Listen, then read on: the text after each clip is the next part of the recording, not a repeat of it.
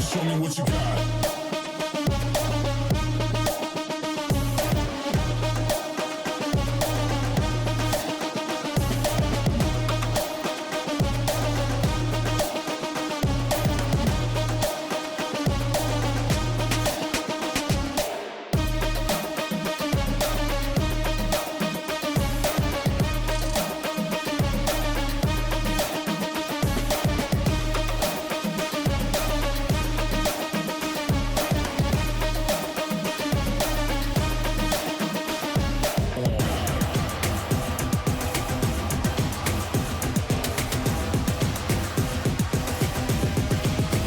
Show me what you got. Down, up, back, up, God, down, up, back, God, down, up, back, up, God, down, up, back, God, down, up, back, up, God, down, up, back, God, down, up, back, God. Ain't no reason to back down, so step it up. God, down, up, back, up, God, down, up, back, God, down, up, back, God, down, up, back, God, down, up, back,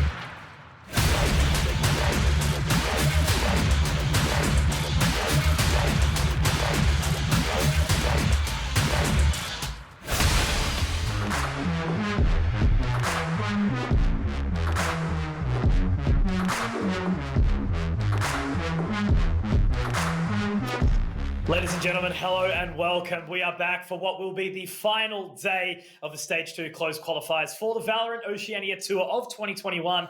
My name is Mitch Conky Concannon. Alongside me is my partner in crime, Dion Komodo Perrotta. Dion, yesterday you had Tony along with you, mate. How was it? How are you feeling today? I'm feeling great, man. Looking to get into the final day. Tony as well, you know, being able to bring him on in to involve him in this cool space as well. Absolutely amazing. Had some great games to come on through as well, and some surprising agent picks along the way, actually.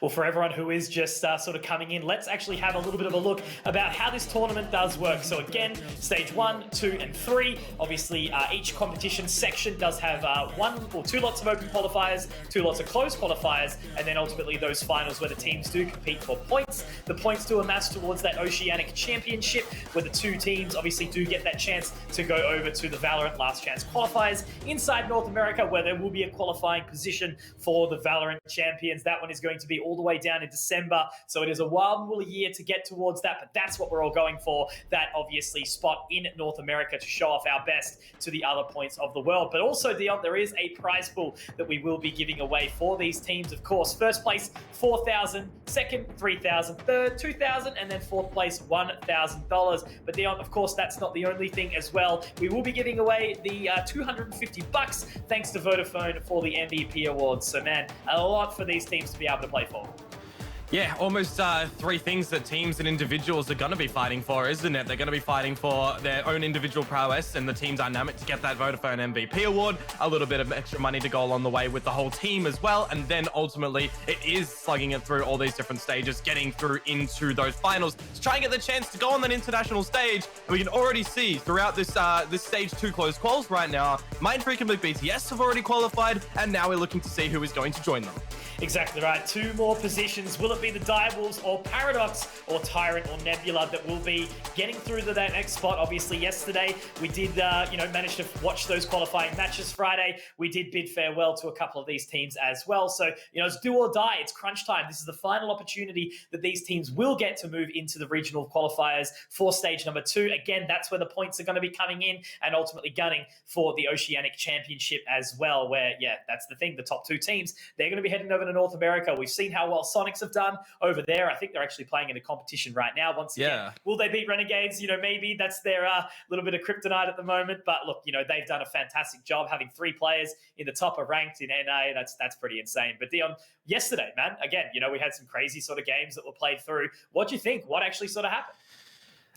Look, there was some my head was turned yesterday for I think maybe not a good reason, but it was a bit of an experiment to come through from Paradox. I do feel like yesterday, touching upon that Icebox match that we did see them play against McBTS, it was 3 duelists running it on through with no smokes. It was really wild and interesting, and they kind of got slapped around silly a little bit there. But their bind, it was 13-11. Bind was a brilliant matchup that was played yesterday, and then it ended on split as well, which is something that we hadn't seen for quite a while. So looking to change things up was really good. But of course, we had the unfortunate circumstance surrounding the first game as well with the Nebula and the Mindfreak ones. So they will have another chance coming in today, of course. So they'll hopefully be able to pick it on through and hopefully see themselves qualify.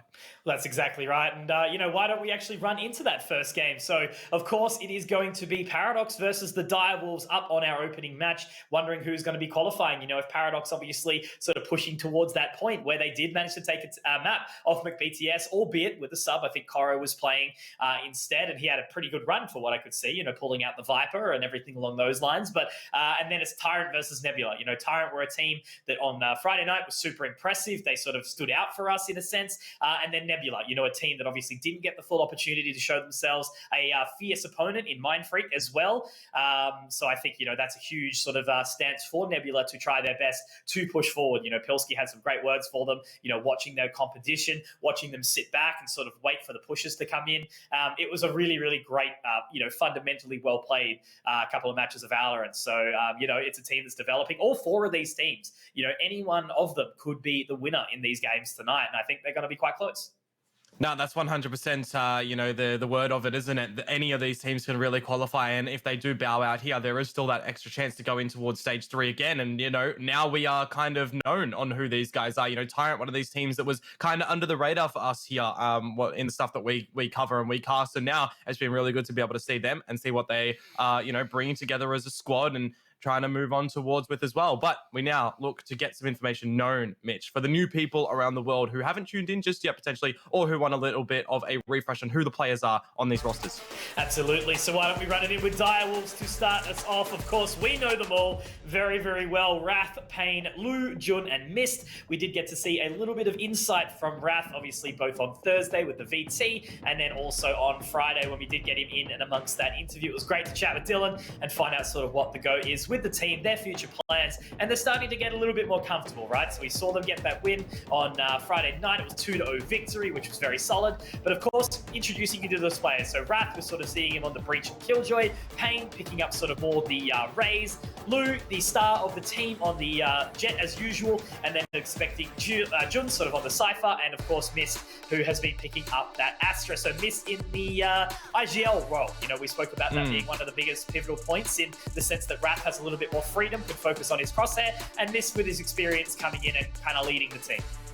And just to touch upon Wrath quickly as well, he's going to have to try and focus on the crosshair a little bit more today because I did have a little bit of a geeze earlier on. Seems like he's struck with pneumonia right now, and he's been in bed for 24 hours, so he's going to have to really, battle that going in towards today's game. So hopefully it is full focus and full drive for him to be able to assist on the team right now. But of course, Mitch, we look to see who they are playing. We look over towards Paradox, who, to me, Azo yesterday put up massive performance. Yeah, Azo's one of those players, right? He's got all the fundamental groundwork that could really go into a winning recipe, I suppose. He's super sharp, he's super hungry, but of course, one of the biggest things is he needs to get that experience, and also he needs to have trust and faith in his teammates, and I guess that comes sort of from the background. Fortnite, obviously a young player, sharp as anything, and again, if he has the right tools around him, I think he's going to become a really incredible player. And of course, the rest of the roster, Delusion, Indie, Nation, Exempt Nation, one of our standouts, sort of playing around with obviously the Astra, the Cypher.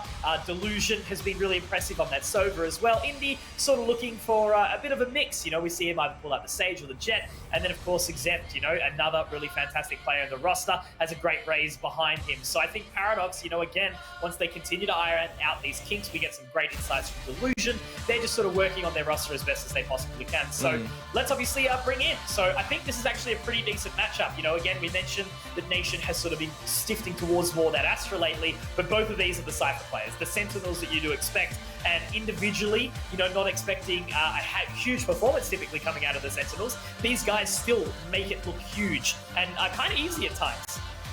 Yeah, I'm kind of, a little bit missing in Nation's Killjoy. It's one of those agents that I really think he shines through a lot on as well. And of course, June, we know how good he is with the flanks to come on through as well with the Cypher, right? When you think of Cyphers or Killjoys in our region, you kind of think of the likes of Iron, but now Iron's disappeared. You think of Norsen. Yes, and then you think of this guy right here in June as well. So kind of flowing on through. It's like trying to find their own footing, trying to find what works for them, and it's going to come down to the game today. Are those flanks going to come on through? Depending on the map, because sometimes you don't see flanks come on through like Split and stuff. It's a little bit rarer than your likes of Bind. Of course, we can look toward the map pool a little bit later, Mitch. And I'm kind of feeling on this one. What are your thoughts surrounding it? Like, who do you kind of feel off the get-go without even seeing the maps is going to be able to take this one right now? Yeah, it's an interesting one. Hey, I think, without knowing sort of what will come through, I personally think, the whole roster of Direwolves, they need to be firing, because it sort of does seem like even if we have one shining star, they don't really have enough in them to sort of kick all the way over. Whereas on the side of Paradox, I feel like they just sort of need to be, not relying on one member either. I feel like a player like Azo, he can put up some big numbers, but that's never going to carry the team across the line either. But at that being said, Dion, why don't we actually check out what the maps are going to be right now? So they have come through here. Looks like we're going for almost the middle of the map pool, except that little cheeky slot in there from Paradox, Split. It's one of the maps that we've actually seen Direwolves play up against Order and do some reasonable damage. So yeah, I like it. It's cool that we get to see it a little bit more because, in our discussions as always, it seems like a lot of these teams are scared to pick it. Yeah, I'm kind of wondering on this line of thought right now. Did the Direwolves ban out Bind? Because we saw yesterday Paradox taking the BCS to full rounds of regulation, 13-11, where Paradox did ultimately win it. And then we saw Split, you know, it really didn't go their way. It was 13-5 over to McBTS. So a little bit of a thing on that with Bind. And I would probably expect here that Paradox, after yesterday's showcase on Icebox, they probably would have banned out Icebox. And that's how we got to the remainder of this map pool. So to start off on Haven, to move over towards Split, it means to me, we're pretty much guaranteed a Sky in this game, which is going to be really interesting. I'm going to be waiting to see Delusion bring that one back out on Split. And I kind of wonder for Haven as well, you know, are they going to look to change their composition again and turn a little bit heads, or are they going to go back into something that they're just more comfortable with and play it, you know, not just extravagantly, but just full focused Valorant? Absolutely. And I did just get confirmation that it was indeed that Direwolves banning out Bind, and Paradox obviously trying to get rid of Icebox. Still a little bit of work that they need to do there, which is understandable. So I think this is a really exciting veto, Dion. It means that we're actually going to see some different compositions. As you mentioned, I'm interested to see what Paradox have been working on, because Delusion sort of just mentioned we just kind of feel it out, you know, depending on who we're going to be playing against, depending on what maps. And obviously, you know, picking up that Split in the middle, it means we are going to see some different things. Haven, a very aggressive map, you know, obviously trying to take those early parts of control on the map. You can't just sit back and play a normal defense that you sort of get out on a two-site map where you can sort of, you know, at least have a triple or double stack towards each side. When it comes to three sites like Haven, you really have to sort of, you know, potentially play up the retake on A and then stack towards B and C, or look to take the control of A and then, you know, leave one member up there so you can rotate around. Whatever happens, and I'm going to expecting to see Lou sort of take that aggressive C control with the operator as well. So many things can occur in a matchup like this. It makes it for a really, really exciting one. But Dion, predictions. Do you have an idea of sort of what we're going to be expecting today? Look, it's just seeing this map pool right now and seeing with what we saw from Paradox yesterday, they don't have Bind, which they were just looking way more comfortable on. You kind of have to just forget Icebox ultimately. But the Split is one of those turning points to me, right? Split didn't really go their way. They were getting, you know, completely just destroyed individually on the aim duels. There was no real trades to be seen in that game, like completely at all. So I'm kind of feeling in this one that the Direwolves should be taking it 2-0, but I still want to give benefit to the doubt over towards Paradise, because we know that they're capable of doing things. We know that they're capable of gaining maps, and I do hope that they're able to gather one here before they bear out, if they bear out. Alrighty, without further ado, guys, let us roll into Haven, of course. Again, welcome to everyone around the world who is viewing it, whether it be on the LPL channels, the Valorant main channel, the YouTube, wherever you are in the world. We are Concmodo. We welcome you today for what will be the final day of the Stage 2 closed qualifiers for the Valorant Oceanic Tour. Once again, a massive shout out to Let's Play Live, putting on this tournament alongside Riot and, of course, our partners in crime, LG and Vodafone. I cannot wait to dive into this one, Dion. Again, Direwolves versus Paradox. Let us run straight on into it.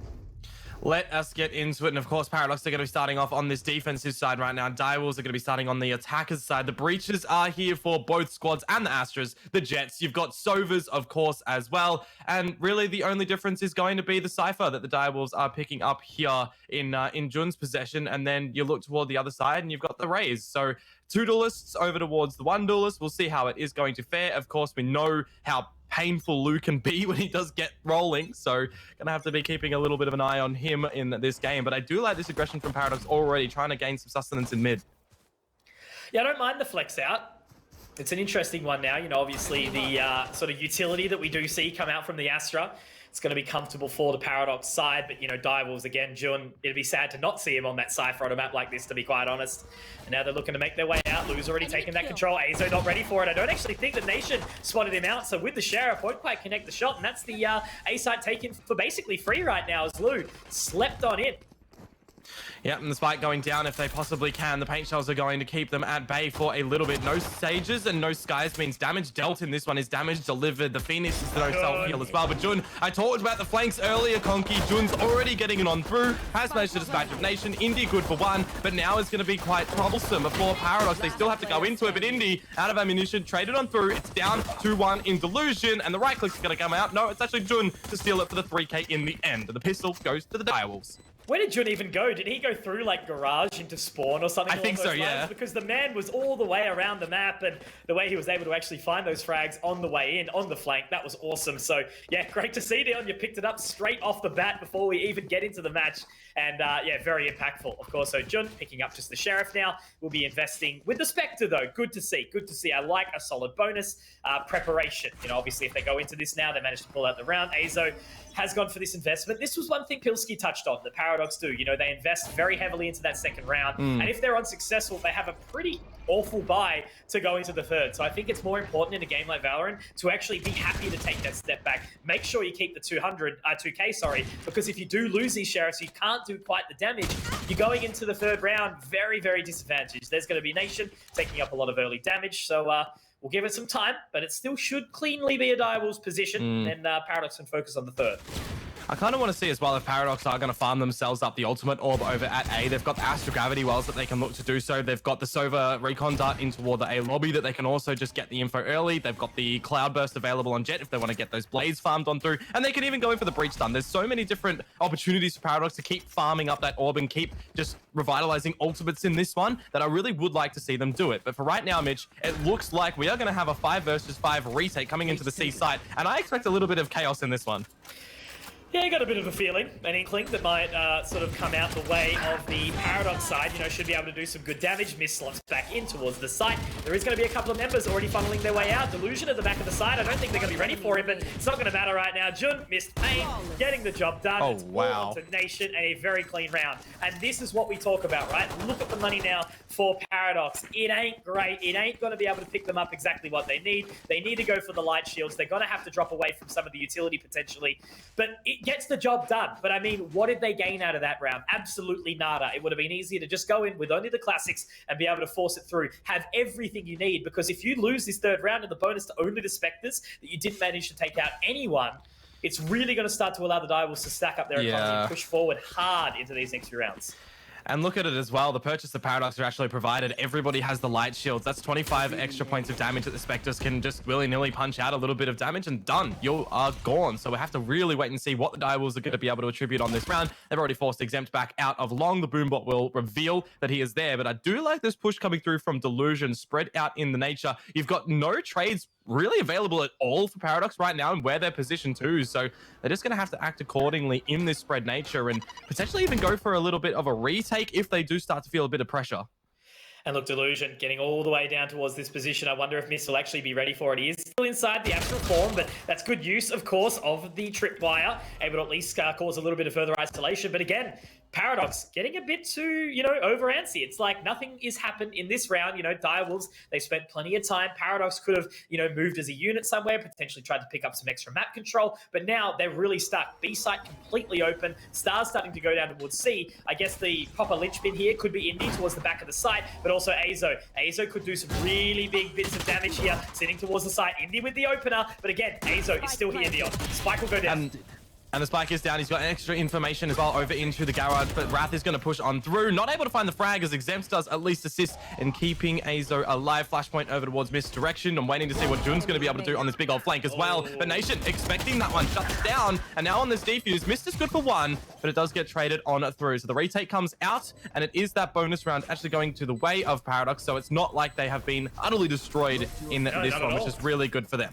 Yeah, no, it was actually quite nicely found. You know, I really like that positioning from Azo. You know, Indy was able to sort of aggress in. All the focus was sent towards CT. So that was nice and clean from Paradox, which gives me a little bit more hope back into the next few rounds. Of course, they are not going to be able to fully invest into what they'd like after losing a couple of members in that situation, whereas we do see Direwolves in a spot.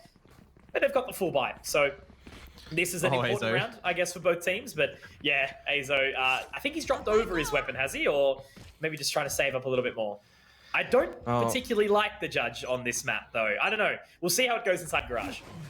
Yeah, we'll have to wait and see. Of course, Indy's going to get this Blade Storm out if possible in the Cloudburst. The fault line will disorient for a little bit, but safeguarded by the paint shells of Exempt, buying a little bit of extra time as well. And that was a tailwind that was probably a misclick on the keyboard. Bringing out the Blade Storm. He's going to have to find 2 kills to be able to get that one back.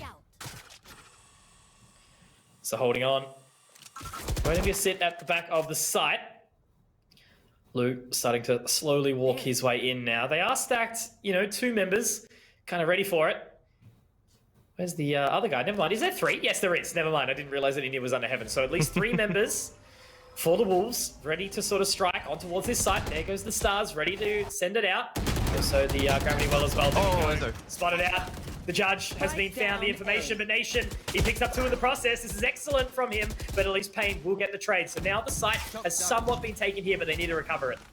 Yeah, and I'm looking at the position right now as well. There is the flank coming through once more from Jun. He's found the perfect timing, and he will be able to catch the elimination onto Delusion. No shock darts to deny the spike from going down right now. It's actually going to see the shock dart over toward Exempt's location. 43 HP is what he has to play with right now. And as that spike does get shut into the floor, you've still got Jun, you know, looking to lock down this lane, looking to lock down the alleyway. And Azo, he's looking to feel a little bit of the pressure. Shots on through are going to miss. Exempt will dispatch of Jun. 2 versus 2 situation. 1 enemy remaining.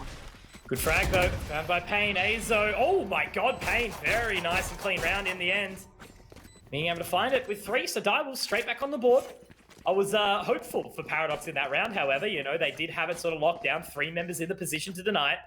But again, a little bit of a disconnected re-entry into the site and good damage from Payne, so nice and clean. So the investment, will it come back out from Paradox? They've got kind of enough money to work with, potentially Nation, dropping him down to sort of that financial position, but they need to make a decision. It looks like they're sort of not really aware of what they want to do. Now they do have a bit more of an understanding. If they keep around the $1,500 mark, they'll be okay. So that'll be a good position for them to go, potentially fight in with some weaponry. Yeah, right now, Delusion hasn't been able to find a frag yet onto the scoreboard, Conky, and starting to feel a little bit of this pressure around C2, chucking out these darts, seeing if you can get any little tag damage. And once more, you know, Jun being sensational on these flanks already, just clearing a lot of information in through towards B. Azo will spot him out right now, but he can't quite convert that one. And now it's free reign of the B site, but they're going to look to just skate over towards A if they want to. Exempt is going to have to be the gatekeeper of this lobby area. But does he choose to fall back or just still look to hold it down? Well found plant on towards that B side. Payne able to at least spot it out on the flank. Very nicely done. Obviously very solid still on that Sova as well. Now we do see Jun spotted out towards the back of the site. Lou able to rip the head off of Indy though. Now, just with that flashpoint available, Lou trying to tap away, seeing if he's going to be able to pick up anything else. Paradox still a heavy disadvantage, hoping to find as much damage as possible. Nation towards the site, but missed. He's going to be there to drop it. All on the Nation. Just stuck onto the other side of the corner. Will at least be able to drop missed, but Lou is there for the trade. And now we have the Direwolves picking up for Paradox. They will have another purchase into this next round because they did take a little bit of a step back. The Direwolves seem to have an answer for it all so far. However, the Operator Dion, that could be a pivotal point now in the hands of Indy. Yeah, Delusion and Nation, they find a frag apiece in that previous round, see if they can keep the credits relatively honest on the side of the Direwolves. You wouldn't want to see a world in which they get too far ahead, because remember, Paradox, we didn't really get to see too much come out from them in the later stages of yesterday, so hopefully we do have the big old contest to come through right now. But you talked about this Operator, right? Indy has it in possession, has the shields to back it up as well, and elevated at the back of B site. Would be assumed that anyone would peek out through mid window would be Des Rights, but no one's going to be doing that just yet. It's going to be Direwolves exploring their options through towards C at the present time. 3 members waiting. There goes the Stars, there goes the Nebulas. So it is going to be a little bit of a task for both Azo, Lou, his famed sort of thing on the top of the site, but he actually does manage to take down the Illusion, and a great usage of the Hunter's Fury as well is going to put them back into a bit of an awkward situation. Azo, though, will manage to spot out Lou. Spike now to be planted Theon. It is going to be that 4v4, though, and Jun firmly on the flank. Will he be able to find any more? I think the timing could be beneficial to him. Nation does go inside that Astral Form, but he's going to be watching, and I think Nation will clear it all the timing. Nation spotting him, though. We'll be able to find him. Oh, and he gets it as well, and Azo likewise on towards Payne does lead in Paradox with a 3 players advantage into all the retake. However, it's all going to be down onto Wrath to see what he can do. There's 2, Conky, the Operator's still alive, but it's going to be Nation to assist in the piece. The defuse will come through shortly. You know that they're going to want to take this Operator and one of the rifles into the next round. It gets a little bit close in the end. Would have seen a little bit of a slowdown with the Cosmic Divides come on through, but in still fighting the round, they're going to be available for the next round. Very nice. Well done from Paradox. That was a super clean hold from Azo coming out here. But once again, the money, it's not the best. We will at least see some investments come through from Indy and Nation. However, it does appear that, you know, potentially Azo needs to drop down to something. Yes, he'll get a Spectre. There we go. The purchase fully through.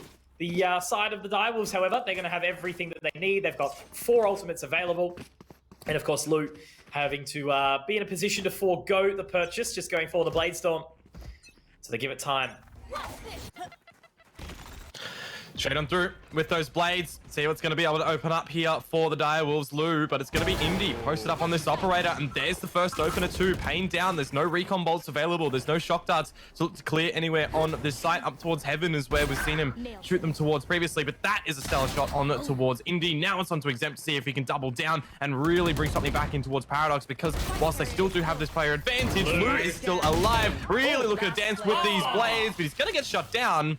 And now it is all on to Wrath, and he will be taken out by the Hunter's Fury as well. He had the opportunity, but maybe didn't quite get the job done. So unfortunate. We do not see it come out from Lou on the big boy play, but that's okay because, you know, we're seeing really good things from Paradox so far. There will be maybe another gentle investment to come out from the Direwolves, but this is their opportunity where they can actually really start to push through and get the work done. I do look forward to seeing how they manage to connect this one. Because again, you know, a map like Haven can be a little bit, I guess, difficult on that defensive side. You know, there's so much ground that you need to cover, but Paradox, they look like they're adapting to the Direwolves so far. And I love this from Exempt, although they have shown their hand pushing up through towards C-Long previously. Delusion's done it a couple times before. They're going together this time to at least see a trade if required. Lou, though, has managed to not sleuth his way in toward the B site, but he's managed to at least get some ground control here. Nation still alive, can use these concussive ability of the Nova Post as well to be able to maybe deny something from the Direwolves, but the plant goes down at the B side. 5 alive on both sides. This is a very strange situation. So many things are happening right now. Exempt will be spotted out by the camera of Jun as well, but there is going to be the Cosmic Divide. It's actually been used by Paradox as well. Jun looking to swing out. Does get a couple shots though in the end. He will connect, but that is going to be 3 members going down on the other side. Pain though with the Sheriff able to find something. Now the aftershocks go down. Will it force him off or not quite? It will, but he does only get off with just a little bit of time. Now Pain pushing up onto the other side. The Cosmic Divide, it works out. He will be able to do the damage though. And Pain with 4, an excellent round, regardless of the loss or not. That is going to put the Paradox side into a position where everyone needs to reinvest, and Direwolves can go in with another buy. So a potential opportunity for reset, but once again, great use of the Cosmic Divide there from Nation. That was basically the round-winning position.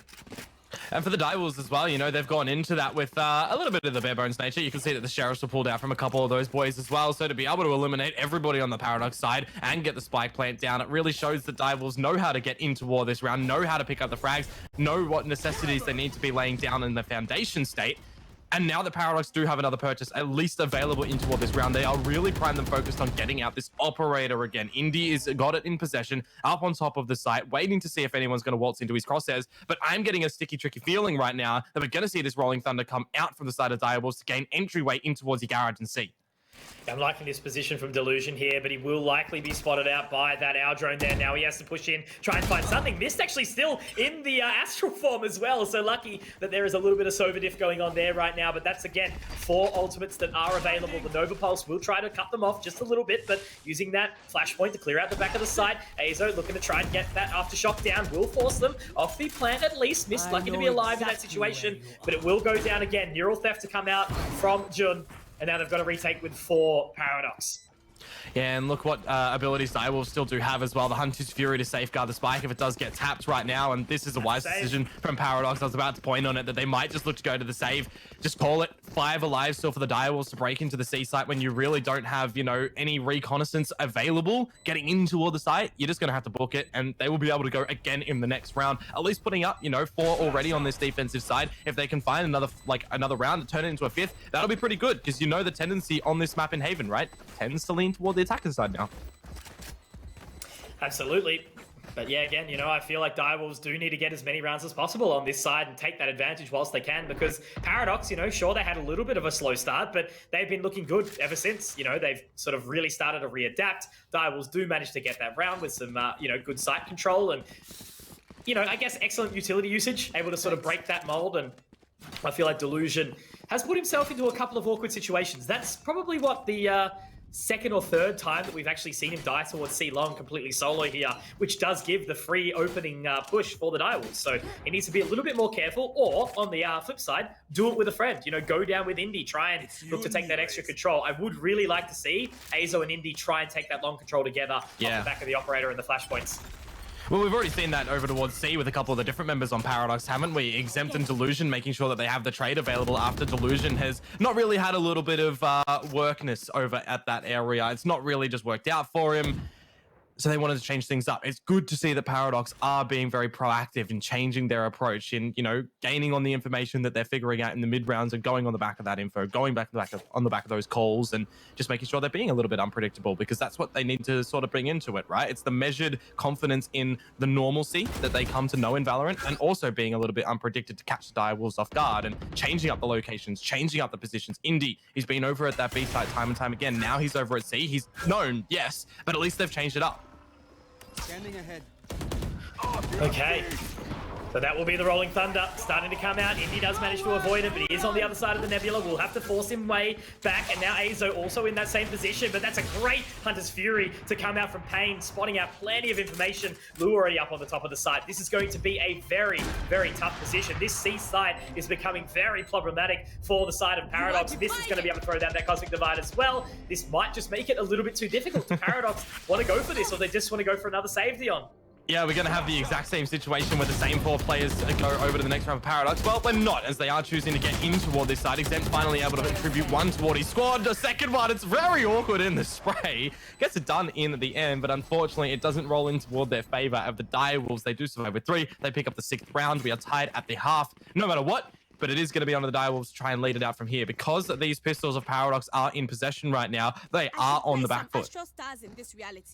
Well done from the Direwolves. That's now 6, 2 rounds left in the half. Certainly pushing them through into a good point.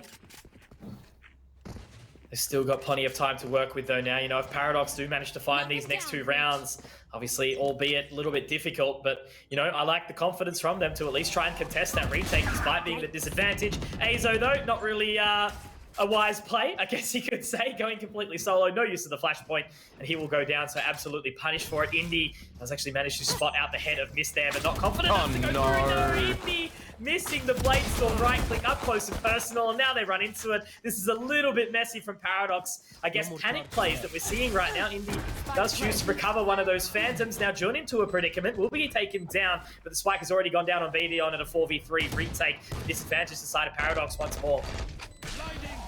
And Exempt managing to find Lou, evens this up 3-3, but back on over the showstopper. If it finds 1 or 2 here, it will be huge, and it will actually manage to find Mist. So at 2 versus 2, damage has already really been delivered from Paradox. The Aldra is going to go in to spot some info. The recon bolt can, if required, as well. It should by all means be the Direwolves claiming this one still, but I've got to give the props up to Paradox in what they've been able to find in this round. Even though the blades kind of did miss out from Indy, picked up the Phantom, was able to find something. So 3 kills in the round from Paradox as Direwolves to claim it. I mean, they'll be happy at least getting the confidence ranks on up, but maneuvering into the last round, Mitch, this is where you really do want to see Paradox be able to gather this one for the sake of just a really cool map of Valorant.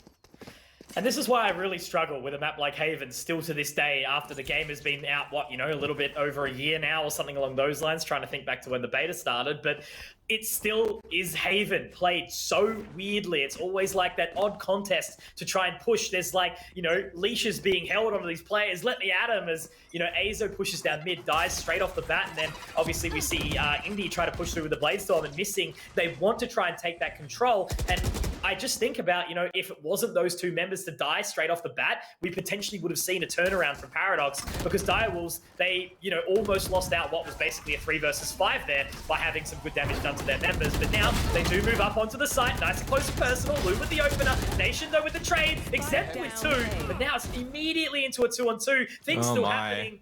And Spike still to be planted, but they will be allowed to at least settle down for the time being. Indy trying to flank back around, and Azo waiting for his teammate.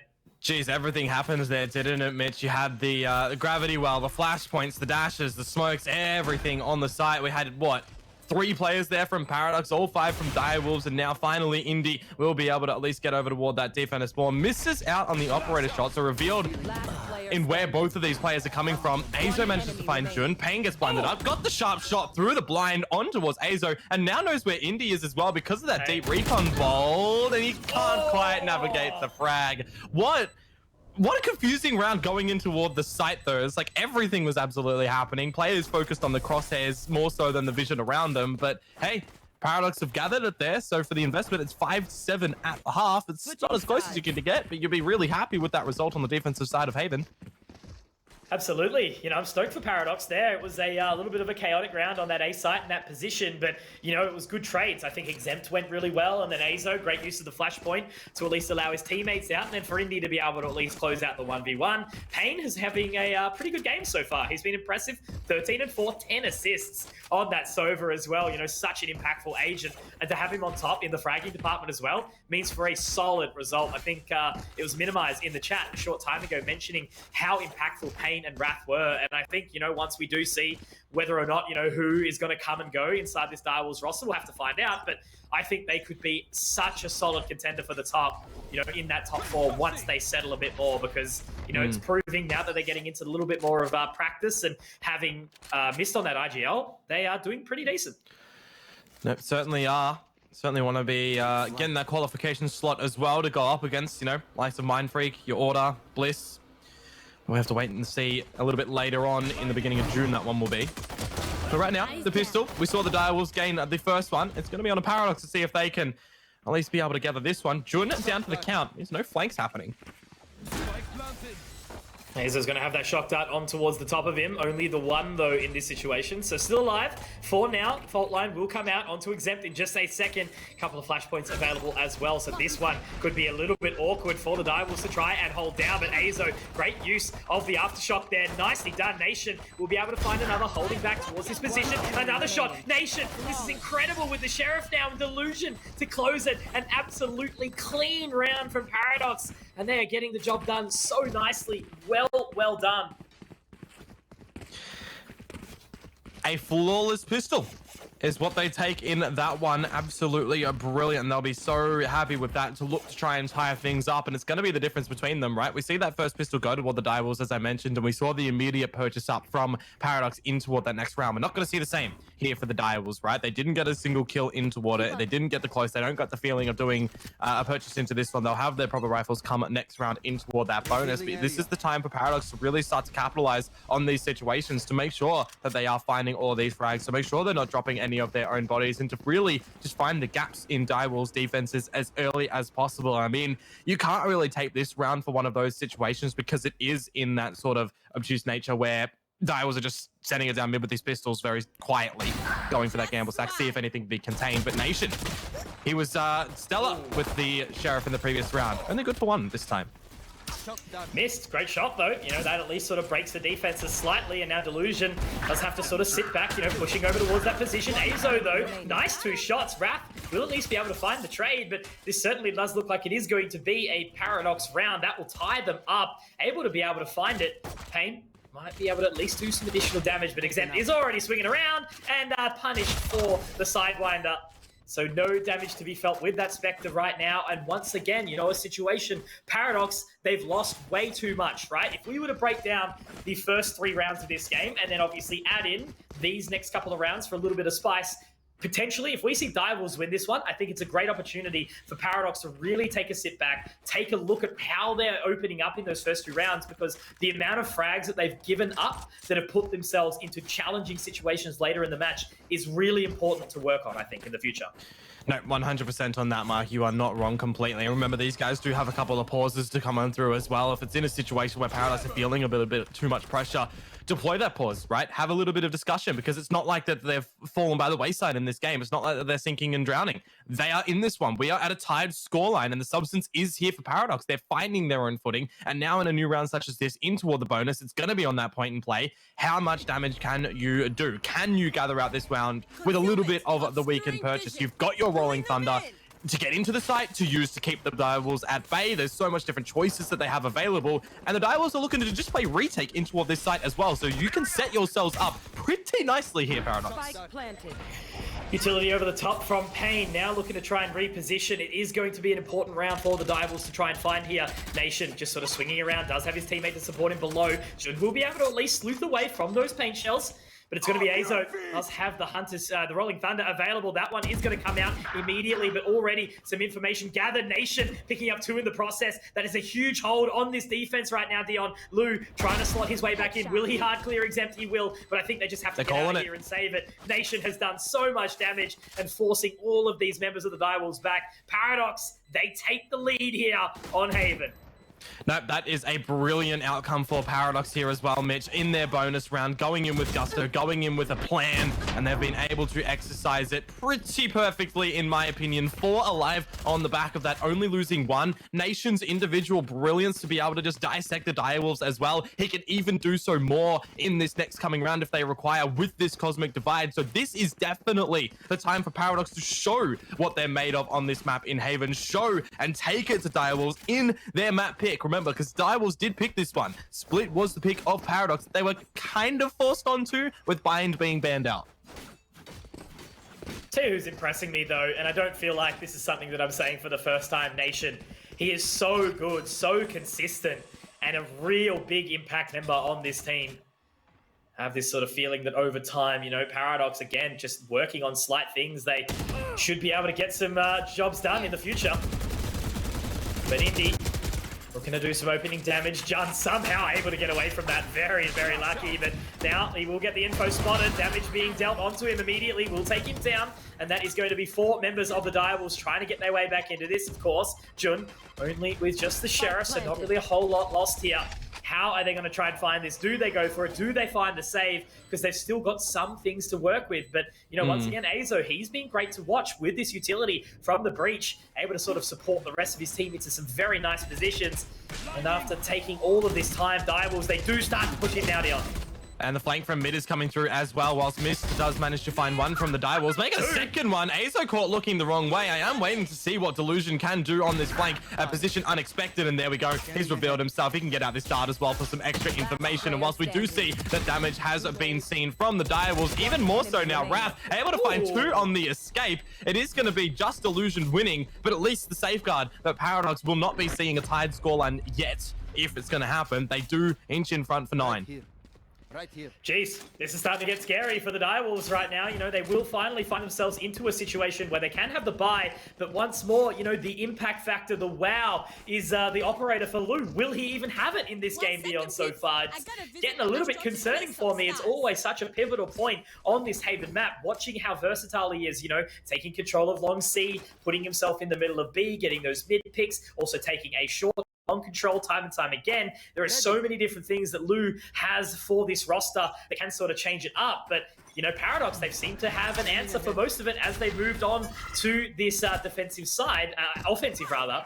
But I still feel like Direwolves haven't yet been given their opportunity to actually force back into it.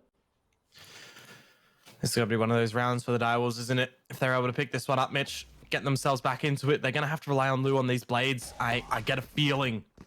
We've seen what damage he can do already in the game with it, and I do like the slow pace from Paradox, making sure that they're not giving themselves up and tripping over their own feet, giving a chance toward the Direwolves, who are starting to rotate themselves back over toward this A site. Looking to maybe contain it before Paradox can get into the site. We've seen a couple of retakes not really be able to go their way, even though there's been damage. But here we go. Information now known out through the site. All this Astro utility on the floor. Lots of info from the Owl drone, but there's nothing that the Direwolves can really do on the back of it. Recon bolt in, see if there's any reveal. It's destroyed before, so there's no chance for anything to come out there, unfortunately. Shock Dart only does tickle onto Nation. Did send it over a little bit deeper, but that's a great re-pick in from Payne. And now the Cosmic Divide will be used once more by the side of Paradox. And good damage dealt by Azo, sleuthing away towards the other side. Payne will at least be able to drop down, but Azo, he's keen for it. Wants to force his way back in, and Azo, that is a colossal performance here from the breach of Paradox. And they will now take themselves up to double digits, Theon. 10 in the round. And sure, we might very well see the operator be available for Lou, but I don't even think he wants to go for it. Wants to take another save, as they do not have enough money to fully contest into this one. Paradox, man, they're edging closer and closer towards a map 1 victory here. The timing from Nation as well on that Cosmic Divide, right? It actually forces the hand of Direwolves to just go through it. They don't really have any of their utility because they'd already burnt it from the back of Pain, sending out all those darts as well. They didn't have the reliance upon that, and you could just see that Azo finds the right timing in dispatching of Lu, peeking through the Cosmic Divide, and then just waits for the Direwolves to poke their heads through the wall as well, that Cosmic Divide, and it just works out perfectly for them. As you do mention, it's huge Chad play to come through from Azo, and now it really is setting Paradox up to try and claim this map victory. They're going in with full might in toward the seaside right now. In the gravity well for the showstopper, it's not really going to come and convert out for anything, but more trade central coming on through. Nation opens up the books right now, and whilst Pain is able to find Indy on the back of his Hunter Fury and onto Nation, now we're down to Sova. Who is going to be the difference here? How does he do this? Pain has to be so careful how he approaches it. There is a weapon just ahead. He might even be able to do this. Shock darts off the wall. Could be able to tickle him up. And it Not will. enough. Now the information. Will it be gained onto this recon bolt? No, not quite. But he knows he's in the middle of the site. Where does he swing? Where does he go for? Delusion. Sova difference in this round, Neon. As Paradox now pick up 11. They are marching ahead towards map 1 victory. Mate, they are flawless on this attacker's side right now. It feels like they have just absolutely had some life breathed into them from yesterday's state of affairs. Haven, it is going absolutely in their favor. It is brutal to the side of Direwolves. And look at this, Pain on the top with Lu there as well. The rest of the boys all contained together. But you look on the flip side, you look at Paradox, Nation and Azo leading out that charge. Exempt and Delusion doing what they require. Indy falling a little bit by the wayside, but still having that impact where required as well for Paradox. Everything is coming into existence for them right now, and look at that. I mean, it's Lu finding the opener, something that Direwolves desperately need. And just still, I'm hurting, you know, not seeing once that operator come out. No, Exempt. Not able to see Jun on the other side of that nebula. A little bit awkward. But that looks like there's actually some frags coming out for the side of Direwolves this time. A good advantage. You know, this is their opportunity now to do it. 4 rounds that they have to make up to try and close this gap against Paradox. And look at Lu, still confident, still hungry. Doesn't have any HP behind him to work with, really, but he still wants to get as much as possible. But Azo, they've left the site completely open. Pain is going to be ready for it, but Wrath, maybe just not the team communication that they need. He got out. Will go through, but that is going to be the spike planted. Somehow Paradox make a meal out of absolutely nothing. The ingredients just aren't quite there, but they still manage to feed the mouths of their teammates. And now in this situation, it is going to be the retake at a disadvantage, but the Rolling Thunder, it's going to be available. The Chad breach is there to do it. Lu has to fall my lord, away. Azo. Azo's found another, but now these members do move to go in. Azo being an absolute menace in this situation as well. Breach's kit, it is so destructive. And Nation onto the other side of the Cypher cage. That's not going to be one. Jun and Lu, they will get it done. It's all on Indy now. The Cosmic Divide will be pushed through. The Neural Theft wasn't quite enough, and with through, Jun gets it done. And Direwolves take a round, bringing it closer, but still, I felt like they had to pull out all the stops there, Dion. That was massive to come through from Azo in that point, but unfortunately it just gets over toward the Direwolves in the end. I almost feel like once Azo ran out of utility, that was him done. He bought so much time, you know, with the Rolling Thunder, the flashpoints, the fault line, everything that was required from him. The Cosmic Divide, though, really just forced the hand of Paradox in the end, you got to feel like, and well, the Direwolves, they are holding on. They do permit themselves a purchase coming into this one. We have a little bit of a pause right now. We can settle down a little bit, and we can just let these guys kind of also simmer in the fact that this is for the opening map, right? This is not only qualification, this is elimination, right? One of these teams is out, and one of these teams is going through. And for the explosiveness that we've seen on the Paradox's side, on this attacker's part so far, we've got those 6 rounds for them. There's 1 back over to the Direwolves. It would be brilliant for Paradox to answer back in gaining this next one. And I can see that Exempt's ping is just skyrocketing right now. So that would be the nature of this pause. Yeah, exactly.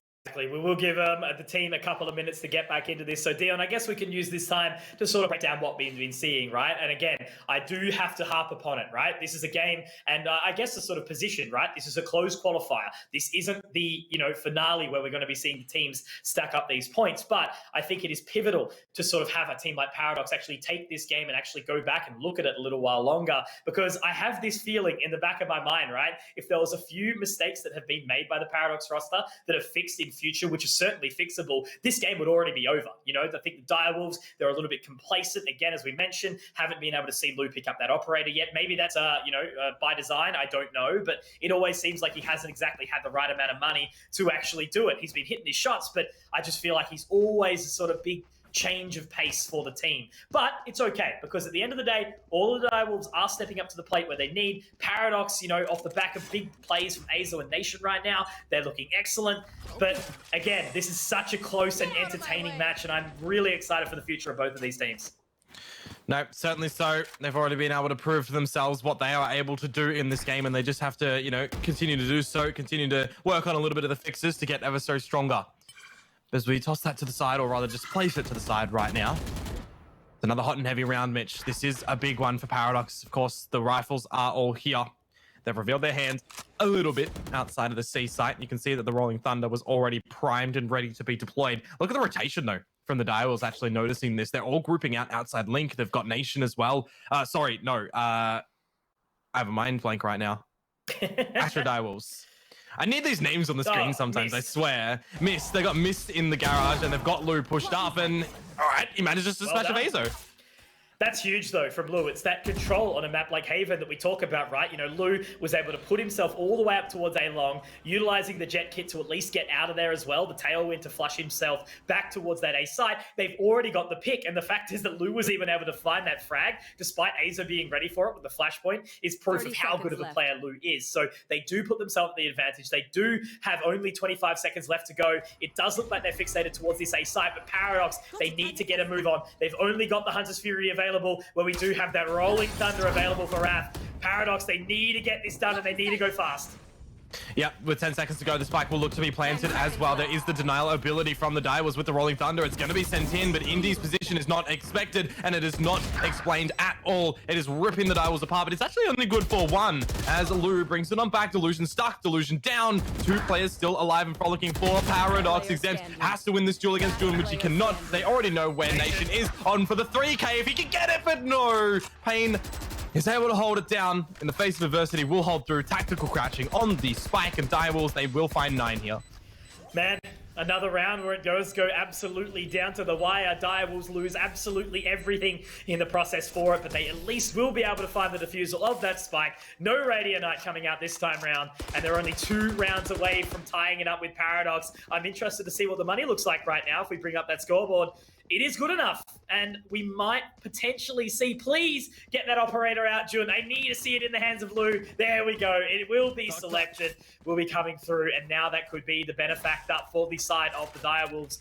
But again, it's been pain. You know, watching him flex between the Sova and the Rays has been so impressive. You know, he is such an impactful player. If you look at his KDA across the board right now, he has 10 assists, I think, or even, it might have even been 14 from memory, 19 frags, and only the 10 deaths is just incredible from a Sova player. But now it looks like they are going to pick up the pace quickly, Dion, and march their way up towards C. It isn't going to be there for free. Jun is already available. The Cosmic Divider is at least going to be able to isolate it for the time being.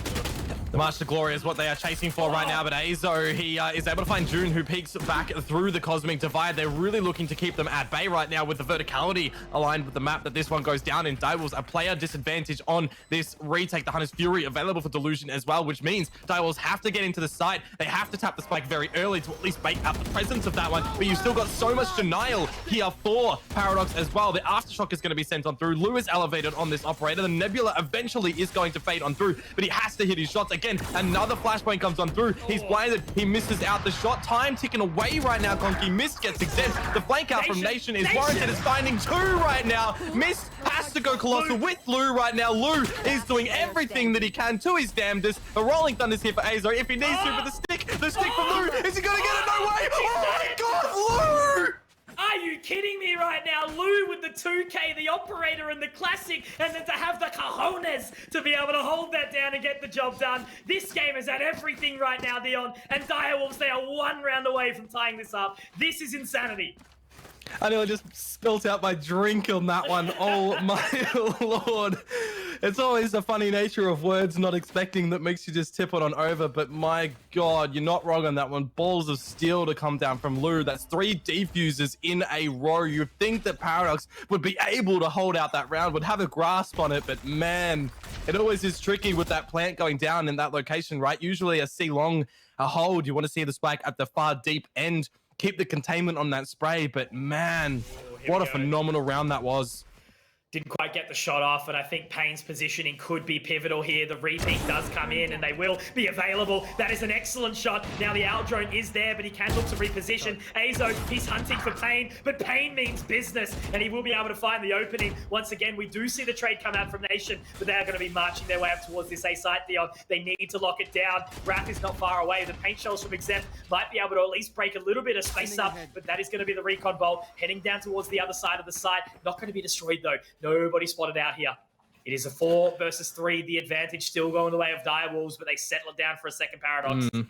And Nation is still alive as well. He's been absolutely sensational in this game so far. You've got the Guardian of Lu over in the heavens with this operator posted. Cloudburst and Blade still available if required. Rest of the team, you know, they're on A, and you do have Mist still over in that garage. And now that Nation's position has been known, you would expect that Lu is going to be full focused in toward that line, but he does adjust and he's able to find Delusion. Time ticking away. This is just decimation from the Direwolves. They only lose 1 player in the mix. We're going to the full rounds of regulation in this match right now, Mitch. We've seen the explosive start from Paradox in the beginning of this half, but now it feels like the Direwolves, they have found what they are required to do on this side. Yep, certainly feels like whatever has been told by Mist, the call has been made, and these guys are starting to bring it all together and unlocking the pieces of the Pandora's box. Paradox, they tie up now. They let it slip back. Their chokehold was there. 6 rounds, 7 actually consecutive from the Paradox side, and we are seeing a cheeky little tech pause again. Potentially could be something similar. We did see Exempt lagging out a little while ago, so it will be just a second before it is fixed. But Dion, oh my god, these rounds have been so close and so chaotic from both of these teams. Individuals have stepped up to the plate time and time again, but it's those members that we've been watching. Azo, Nation, they've been so impressive, but also Payne, and now to see Lou jumping up has just been incredible. So I think that's the awesome thing. Not one single member on the side of either of these teams right now are underperforming by any means. No, that is not, that is exactly the means, right? In it coming through, everyone's doing exactly what they need to. I'm just still taken back by that defuse to come through from Lou in that part as well, man. It's just like, it's just thrown me a little bit. I'm shell shocked right now. And I got to think, you know, he might be a little bit as well with the outcome, but he has to settle his heart down, right? He has to be still going. It's a round, yes, but they've still got more that they have to try and gain up in this game to try and take victory. And I guess coming through in this pause right now, it is going to be a little bit of that reset to see who's going to come through. I mean, as you mentioned earlier, right? Paradox, if they fixed up a little bit of their faults, they might have been already able to claim victory here, but that just shows the resilience factor of Direwolves, right? That they aren't out of it just yet, even though it only needs 2 rounds for the side of Paradox. Direwolves crawl back, and now they are equal. It's funny right now, the chat's just picking up on that point where we did see it, of course, for the defuse. And, you know, it was something like that team synergy, right? You know, he said Mist basically being a iron wall pretty much to defend the spike being defused. But yeah, man, exactly that touching point, right? I just have this feeling at the back of my mind, and I could be wrong. I'm just a caster, right? I don't really know what's happening, but being able to observe these positions and watching Paradox sort of feed a couple of rounds towards the Direwolves, this game should have been done like 13-6, 13-7 or something like that. But again, that's what this game is all about, right? You know, these are, again, only the close qualifiers. The top 4 will be going over to the regional qualifiers for stage 2. So far, the teams that have already qualified, again, we've got, you know, obviously the 4 that came from the close qualifiers number 1, and then we've got Mindfreak and McBTS that qualified for this one. So yeah, Lan, it's just, there's so much chaos, and the teams who join these teams, you know, then they move to another stage. Like, this is the development ground, you know, the hyperbolic time chamber, the training arc, whatever you want to call it. And that's basically what we're witnessing right now. So again, guys, appreciate your patience on the break. We're just waiting to see if these technical issues can get resolved shortly. Yeah, having a little bit of an internet reset, it seems, for Exempt. Sometimes it does happen, and it's out of the possession, it's out of our own hands, isn't it? And I'm just wondering as well, you know, with the proving grounds that you do say in all of this one right now, it just gives these teams so much to build upon as well, you know, to really hone in on their craft in this game. And I'm just putting it out there, you know, I cannot wait for LAN, for the environment with these guys. If we have a stage like this game, like that round with Lou, if you have an audience, man, that atmosphere is just going to skyrocket, and I really can't wait for that. But of course, we do have to wait for that a little bit. We've just gotten the confirmation that it seems like Exempt is reconnecting on the back, so it shouldn't be too far right now. We don't need to throw it over to a pesky little break for just yet. Absolutely not. But yeah, look, that conversation, right? And I guess that's where we can sort of really interest into what we're seeing come up in Reykjavik, you know, May 24th, that, you know, Valorant Champions for Worlds. I think it's stage 2 of, you know, whatever it is right now. There's so much competition going for this right now, but, oh man, you know, it's crazy. And this is the talk about, right? You know, that control, the push down from Lou with this operator. I have a feeling that Exempt peeks this one through. He might be going down. The Aldrone will come over the top, so at least there's the information. Lou's not going to be able to be the sneaky boy this time round. Nope, Aldrone for Delusion. Getting a bunch of information over towards C. You've got this lean for the Direwolves there as well. And Jun, the amount of pressure on Jun's shoulders right now, little does he know, is actually insurmountable. He has to be able to find one frag here to at least contain the progression from Paradox. Azo is going to clear the corner. He's going to clear it, but no! He doesn't look at the right angle. The neural theft. This is so much info. The spy carrier as well, Indy, at least will be able to get the trade. So we're back to the 4 versus 4 approach right now, but you have just lost, you know, one of the big players on your side for Paradox. Azo is down. Absolutely. And for him to clear it, you know, it's one of those things, right, where you look in, but the reaction's not quick enough and you flick back and unfortunately does lose his mark. So it is going to be the pressure of trying to lock down that C site. 35 seconds remaining on the clock right now for them to start pushing up. We have Lou sitting up on the top of the back of the site, you know, going to be able to watch that line. Recon Bolt will come up. He has to try and destroy it, but I think he actually will be spotted out, Theon. That's going to make it awkward. There is the ultimate, the showstopper to come out. He's repositioned, but Lou, he's up on the top, and not only is he on top, he's finding frags, and he will be getting the job done again. It's all on the nation. It's a 1 versus 4, and he's got so much that he needs to do. 15 seconds, and Dion, this is definitely going to be Direwolves picking up a 12th round here, unless Nation, but he's just got no time. Lou's ready for the swing, does miss a couple of shots, but he's burnt it down, and Direwolves there on that point here on Haven.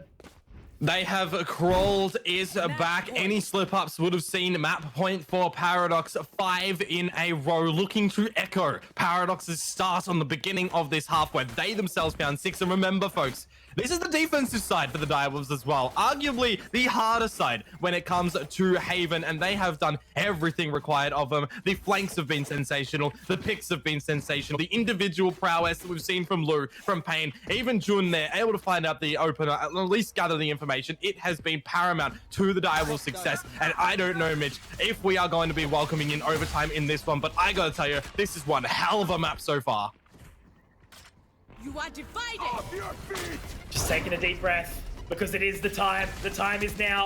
That is going to be the Rolling Thunder to come out on this way in Payne, just on the opposing side. I do think he's actually ready for it. Indy, hello, did you not hear him on the other side, my friend? 4 versus 4 now missed just on the opposing side. They have managed to at least get that Cosmic Divide down, and now they're forced through. They've been gathering a little bit of extra control now, so there's the Aldrone. Information gathered onto Exempt. How do they go for this here? He's caught into such an awkward spot. That's going to be the shot start. Payne finding another. That's a second in the round here as they do look to push on through. That is going to be the fault line to come out, trying to do further damage.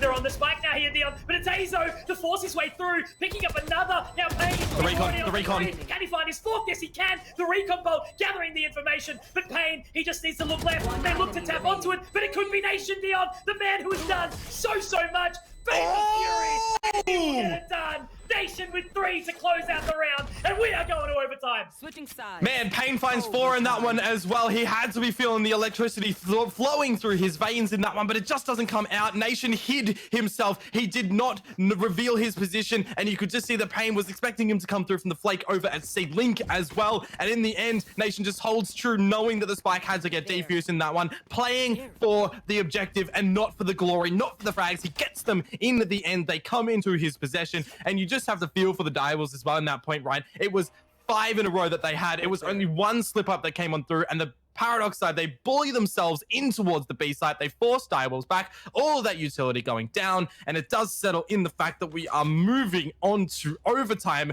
One of these teams has to win on both sides for those who might be new towards Valorant. 5,000 credits to play with, and the operator is a very large investment, no matter which way you put it, and Indy finds the opportunity here. The smokes are down for Direwolves. Oh man, I've just had to take a couple of deep breaths on that one to get our way back into it. But with Indy getting this open, a Delusion hasn't exactly had the best of games right now, but he will manage to find one. And the other side, Lou already all the way up, but it's on to Azo, who's done heaps of work here. And a 3K for the big fella. That will be the overtime point going. Let's go the way indeed. of Paradox. Switching sides. And they hold the one forward. They get it done again. But man, I can just not think about how much impact Nation has had in this game. That round, looking into the face of adversity, Payne does everything for his team, but for Nation to get 3 and the classic right click to close the round as well. 28 frags he sits upon, but I do have to give the big credit to both Delusion and Indy in that round. Bottom of the scoreboard, but it's not going to matter. The opening 2 picks, they're solidified overtime point for Paradox. One more round, and they will take map number 1. Do Direwolves have what it takes to turn it back? Yeah, Delusion and Indy find the openers on that one, and then Azo just plants his feet and is able to find the 3 at the end to gather the round for Paradox, and you could hear this, the Rolling Thunder utilized at the end of it, you know, the big words coming out of that, let's go, fist bumps if it were on land, shouting coming on through, and as that pause does come out of it, it was Paradox's tactical nature to settle down, to go in with this new round in full focus as well. Their drive, they are on this attacker's side once more, they're going to see what they can stretch out towards. I'm seeing a lot of these Astra Stars already on that radar. I have to put a feeler out for Crash to be able to see how he follows everything in this round. But here we go, Mitch. This is for all of those marbles for Paradox. Do they claim victory, or is it the Direwolves who will send us once more into a new round of overtime? Okay, warming it on in. Looks like we've already got that control being gathered by Indy, but Mist is going to be able to send him back at least, but no heals on this roster, on this side, none of that at all, and now they look to solidify their way towards C. Azo has at least been able to break the point, taking down Lou. Jun does look to reposition, but now they have the information. They can actually rotate out of here and try and find their way towards C. Looks like we do have Wrath keen to get the way back on towards it, but he does start to move on in, trying to chill. They're just going to settle it down. Wait. Patience. They've already found so much Paradox, and now they just need to settle it down. Explosion is ready to be sent towards this site with Wrath. He does have the line. Great use of the flashpoint to force them back. And now it's going to be spike planted on B. Yeah, they have to get out of there. Pain. Oh. You would hate... Oh, I was going to say you'd hate to see Wrath fall here. He had the full kit, the full arsenal of all of his abilities as well. And now that Paradox have this plant down, it's going to be Jun getting out in this flank and really putting a crunch and a different line of approach for Direwolves on this hold. Payne and Jun get the show done in the end. Curtains closed. Direwolves, they will send us back into the green room. We are going again in overtime. A little bit cleaner there, a little bit less chaos to come out from the side of the Direwolves to manage to bring it back to 13. Certainly a much more relaxed situation. But as it takes time, just sort of thinking it out. There was the pause discussed just previously from Paradox, working out exactly how they needed to approach the next couple. Sort of having a little bit of a think. What does Indy do? Does he go for the operator? Yes, he will. It was the impact last time, and I can't help but sort of feel, you know, is this the time where Direwolves can pick up the pace? Do they sort of push it forward and try and get something aggressive? Alrighty, here we go. Another round of OT, Mitch. A little bit of a slower start though this time. No opening frags immediately. Indy back on the operator. Exploration from Direwolves out through long and short of A, and they've actually not seen anything just yet. Paradox almost happy to play a little bit of retake. They're going to send in their own owl drone, a massive lean over towards this C site, with Indy still posed on that operator over at B as well, waiting to see what sort of play of action Direwolves want to be permitted in toward the A site. They're still just being very hesitant and ever so cautious as well, right? They know the stakes of what's in this map right now. They know the stakes of this competition, and everything has to be calculated to a T. Patience. Full retake on towards this A site right now. There's the Nebula. So the information will at least be gathered by Delusion, but the site will be taken full control of. Spike planted. And now they relax. Just waiting, Dion. 5 versus 5. Full retake. Most things available. No ultimates there are coming out, though, and it's going to be Jun. We speak about his flanks time and time again, but he needs to get the timing right. They need to know that this is a possibility, though. Here, the side of Paradox has happened many a time. There's the fault line to sort of force them back into the position. Indy, though, already on the way around. That's a great shot over the top from Lou. Such a nice one-way on the Nebula, but it's going to be Jun once more. The linchpin on the Cypher to start to force his way around. This will be able to drop Exempt. This is Direwolf's situation to be able to take it back, but Nation finds another, and he has been caught out, but it's Jun and Payne to close it, and the Direwolves, they will take the break point. They bring it to 14, and now is their opportunity to try and close this one. Paradox do go into the favored offensive side, however. Can Nation find 30, or will the Direwolves close the door on this first map? Man, I really got to tip my hat to Payne in this map as well, you know, just the consistency that he's been able to bring on through with the information gathering over on this Sova kit and all of the dart utility, you know, landing on its mark, and then just the individual damage coming out through his rifles. He's been absolutely so confident in this game, really assisting Direwolves like tenfold in this game, it feels right now, but of course, the team effort, everybody required in what they are doing, and they're absolutely delivering. It's now the Direwolves, as you mentioned, taking the lead. Blue looking for the open up, going to fall back, but he gets a lot of information that Paradox were trying to start something over towards this A side. But back toward the even Steven, still everybody alive, a minute 20 on the clock. It's pretty much just the start of the round. Yeah, can sort of settle back, happy to relax. Now they slowly start to make their way towards that C position. This time, though, it's Jun. You know, he's had such a great game as well, you know, sort of one of the more consistent players that you can rely upon. The Cypher, very impactful on this defensive side, but look at them push on in. Jun, he's actually repositioned completely, and they don't blame him. Doesn't want to have to try and defend for this one himself. It is going to be that spike planted. Dion Payne is already ready to rock and roll. They will throw down the aftershock, but it's not enough to do anything. I think Payne needs to get out of there, and they can try and approach this retake together. 5 versus 5, what have they got for us?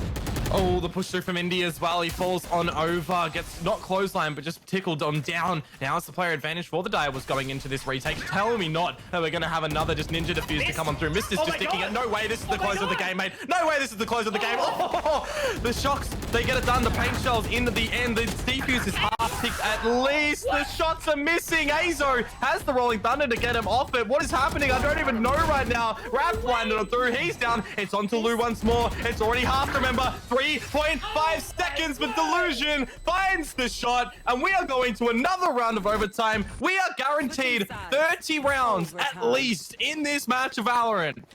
Dude, Exempt, he might be 16 and 25, but those paint shells saved everything. 0.01 seconds, I'm sure. I was so lucky to be able to find that. The damage was just enough, but man, if Mist found that, this match has right now, Jesus. Oh. That would have been like, not an anticlimactic finish at the end, but it just would have been like, of course this is how it finishes, right? A 5 versus 4 ninja. Exactly. But hey, you know, just after lose Ninja the other time, you know, it's one thing that we do see a lot, right? So many teams get forced into this situation where they can all funnel down to long. If it's a 5-on-5 retake, why do you have 5 members down towards C long? You know, have someone in cubby, have someone in garage, try and sort of at least throw off those retake attempts. But anyway, regardless, we do see Indy pushing all the way down. Jun is in that corner, but he's aiming in the wrong direction. Indy, an excellent pick, and that's going to be a very awkward situation for the Direwolves to break out of. That is actually massive as well. Jun's flanks and the, you know, the cages and the camera as well on a plant scenario, they are actually massive. So impactful on a round like this for the Direwolves. And Indy, you know, he hasn't had the greatest game right now, but the frags that he are finding, they are at least, you know, paramount towards Paradox's success. He gathers that one. It's back on towards Direwolves now. The onus is on them. They have to bring something back in toward this game. And if you are Paradox right now, you're not peeking your heads anywhere. You're actually playing for a retake in this sort of scenario. You know, you've got a player advantage. You've still got a lot of abilities to be able to rely upon in this one. Just play together. Hold each other's hands. Play trade game. That's all they need to do now. Left. It looks like the C site has been relinquished. Maybe a little bit of a lapse in concentration. Payne finds the right amount of timing, though. He's going to be taken so low. Paper-thin walls. And now they look to get into that position. Still an advantage going the way of Paradox. Now the Blade Storm to come out for Indy. They've got so much opportunity to try and find this one. They need the break point to try and be able to find it. But Indy, he does get over the top somehow. But he's not looking at it. He's not able to find it. And now it's all in the Lou in a 1 versus 2. And if there's any man you want to clutch out your round, it is this guy right now. 3 more bullets. He spots out Exempt. He hasn't got the dash. The best game, but he needs to make it work. If he runs out of bullets, he can tailwind the way exactly right. But right now, it's ringing out. It's a game of cat and mouse, and Lou is the victor in this one, and they will get the job done again. Once more, Direwolves take it to match point, but still, they need to close this. Man, he's just so good, isn't he? Lou, absolutely brilliant coming on through. And I kind of feel at the end there for Wrath as well, feels like he wasn't able to vertically find Indy, who actually, if I do believe it, in that round, not only did he find that one kill, he went and grabbed both ultimate orbs to be able to gather up that Blade Storm. So he went for a little bit of a trek around the map to be able to really rely upon gathering those. But in the round, in the end, Lou goes huge to be able to find it. The Direwolves, they have this lead. It's now Paradox to be able to bring it on back. And Nation, I was about to say, it's been a little bit since we've mentioned Nation. He's found Lou, and he is the first soldier to find 30. Lou would have found it if he won that frag. And now Lou won't get his 30 potentially, if they do manage to close it out here. But yeah, crazy individual performances from so many of these members. We've seen all the different kits and, ways of thinking it. Again, like Exempt, despite having a bad match, he managed to, save the game. Nation's gone huge. Azo's utility has been impeccable, but look at this from Payne. A late round position, but he's gone over the top. I thought he was going to wait, but no. Payne lives up to his namesake and pushes his way all the way up. Now it's on to Wrath to see what he's going to be able to do. Azo to recover that old point to still sort of slowly make his way towards the Rolling Thunder. But they have taken the site here, Paradox, and they are looking to send us to overtime. What, number 4? I think it will be. Or 3, whatever it is. There's Nation finding another one. Jun will go down now to 2-on-5. Azo to drop miss. We're looking like another round of overtime. Nation going huge once more. And Dion, 15-15. This is insanity right now. It's overtime number 4, isn't it? Or I'm going crazy. Yeah, it is, because you got the 13-13, the 14-14, the 15-15, and now we're looking potentially at 16-16, just by the way this is going back and forth, back and forth, back and forth. We're on a rocking chair right now, it would seem. All it's going to take, though, is for someone to fall through, and then we might see a little bit of the victory be gathered up. But man, like, you talk upon this one, I was not expecting this to come on through in this map, and I am loving it. Bro, I feel like I'm watching an episode of Haikyuu or something right now. It's just back and forth. No one can get the goddamn break point. Hey, I just want to say, Conky here exposing himself as a weeb in front of 6,000 plus people. I don't care, man. Weeb's good. I went all the way through high school being scared to watch it because everyone would pick on me. But you know what? Grow up, idiots. Anime is the tits. It's gorgeous. Love it. We're all good. Got to find some enjoyment in some things, Leon. And one of them is this game right now. Moving on up in this situation. 15-15. They've got the site once more. The pressure does start to amount here. It is going to be the full retake in this position. And Paradox, hungry after being able to find it back time and time again, but cruising on around. Look at Jun. He's in this position. Indy is going to go down. Now they start to sweat. The pressure does start to amount. The flashpoints will go out, Dion. Well, they're going to be able to hold on. Oh, Azo expecting loose position as well coming in toward this one. Even Jules, smoke still available to go down. Nebula pop, but Azo, he's looking to get up close and personal again. It's a full retake essentially from this long position. Azo can't quite convert it on toward that one. Miss pops his head on out. The flank coming through the garage as well if required, but it's not actually going to be required because Direwolves, they actually managed to hold on pretty much all through long. We haven't really seen that. Match point. Oh man, I'm sweating real life right now. It's actually insane. This game has got everything, so much back and forth. And now Lou's got the operator looking to take it. He's had enough. He's done. Hey, that was Wrath and Mist as well. Yeah, exactly. And that's what I mean, right? Every single member has had their impact. Wrath on 13 assists. Payne in a similar boat, 15. Just insane, bro.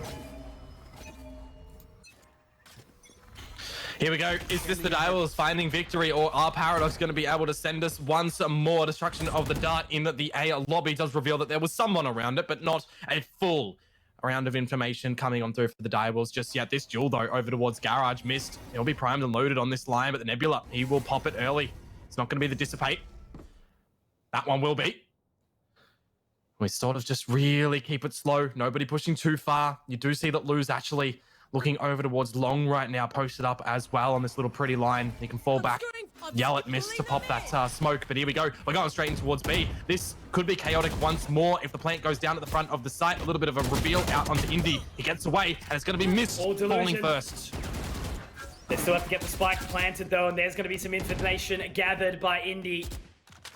And now Payne just onto the opposing side. Delusion has taken so much damage here. Look at Lou. Lou's positioning could be impactful. They line up, Dion, and that is a collateral. And I'm saying, oh yeah, right now, as Lou will drop it. Payne finds another, and now Jun also on the flank, on the wrap. The spike is down. There's nothing that they can do here. The information is gathered, and Dion, This is you it. know what this might be right now. This could very well be the closer to get the job done. Except in the last man standing in a 1 versus 4, and there it will be, the victory going the way of the Direwolves, 17 to 15. I cannot believe what we've just seen right now. I'm literally sweating right now. How insane this game was! Oh my god. Yeah, I'm coming onto this one. I did not expect it to go any rounds of overtime. I thought we were just going to have some clean Valorant coming on through, you know, your 13 to 10s around that mark and everything. But I absolutely welcome that to come through. You know, the confidence frags that were coming through from everybody in that server, even a couple of the boys that, you know, were down in the little bit of a mark, you know, maybe just slipping a little bit at the end. They still came through with the frags where needed in that overtime mark where everything absolutely counted. Put my head over towards Mist and Wrath in that one, you know, to able to gather that first round. And then at the end, the collateral that comes down from Lou, sensational. If you guys haven't seen Oast before, welcome to our region. Yeah, man, absolutely. You know, that's a perfect way to explain it, right? There was so many things that occurred in that game, and I'm so impressed by every single member that was in the server right now. Go back and watch that one, guys. It was one for the ages, but it is not done yet. We are only completing map number 1. Right around the corner is going to be the Spicy Boy, which is a bit of a curveball thrown in on Split. So, guys, don't go anywhere. We'll throw it over to a break, and we'll be right back soon.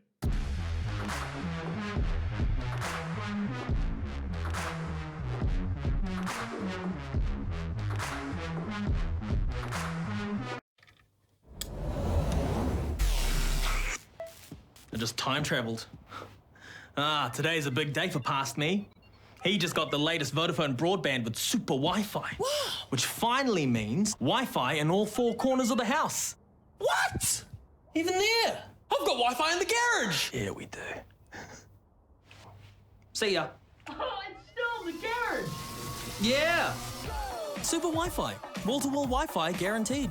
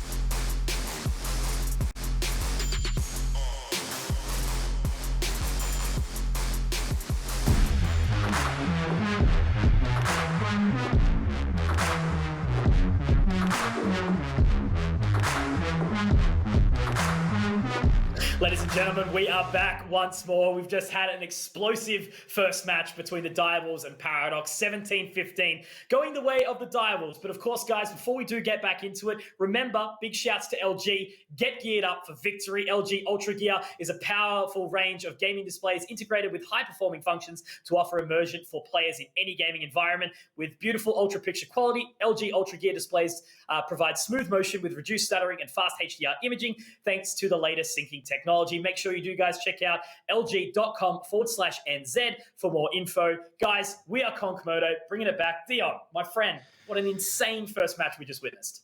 I don't think that I could sum up that map in 5 minutes. It would need a few hours to be able to go through everything that we have just witnessed in that one. The individual gaming that we saw from all of these guys, how much we can prop them up on a pedestal in this one was absolutely amazing to be witnessing. And I didn't really ever get a feeling of like decisiveness in that game as well, right? Because it was just left, right, and center, everything happening from both sides of the map, from both of those teams. And then in the end, you know, it was the Direwolves who were able to just inch in front and gather a little licking of a lead that they are able to take it home with. Absolutely. And now that we move on to a map like Split, right, we were just discussing it in between that break. It's either going to be one or two things, right? It's either going to be another, you know, super hotly contested affair, or it's going to be a one-sided one. I honestly can't work it out. Split always seems to have those tendencies. You know, we used to watching, obviously, giants like, you know, obviously Order and previously Sonics before they moved away to North America where they're killing it.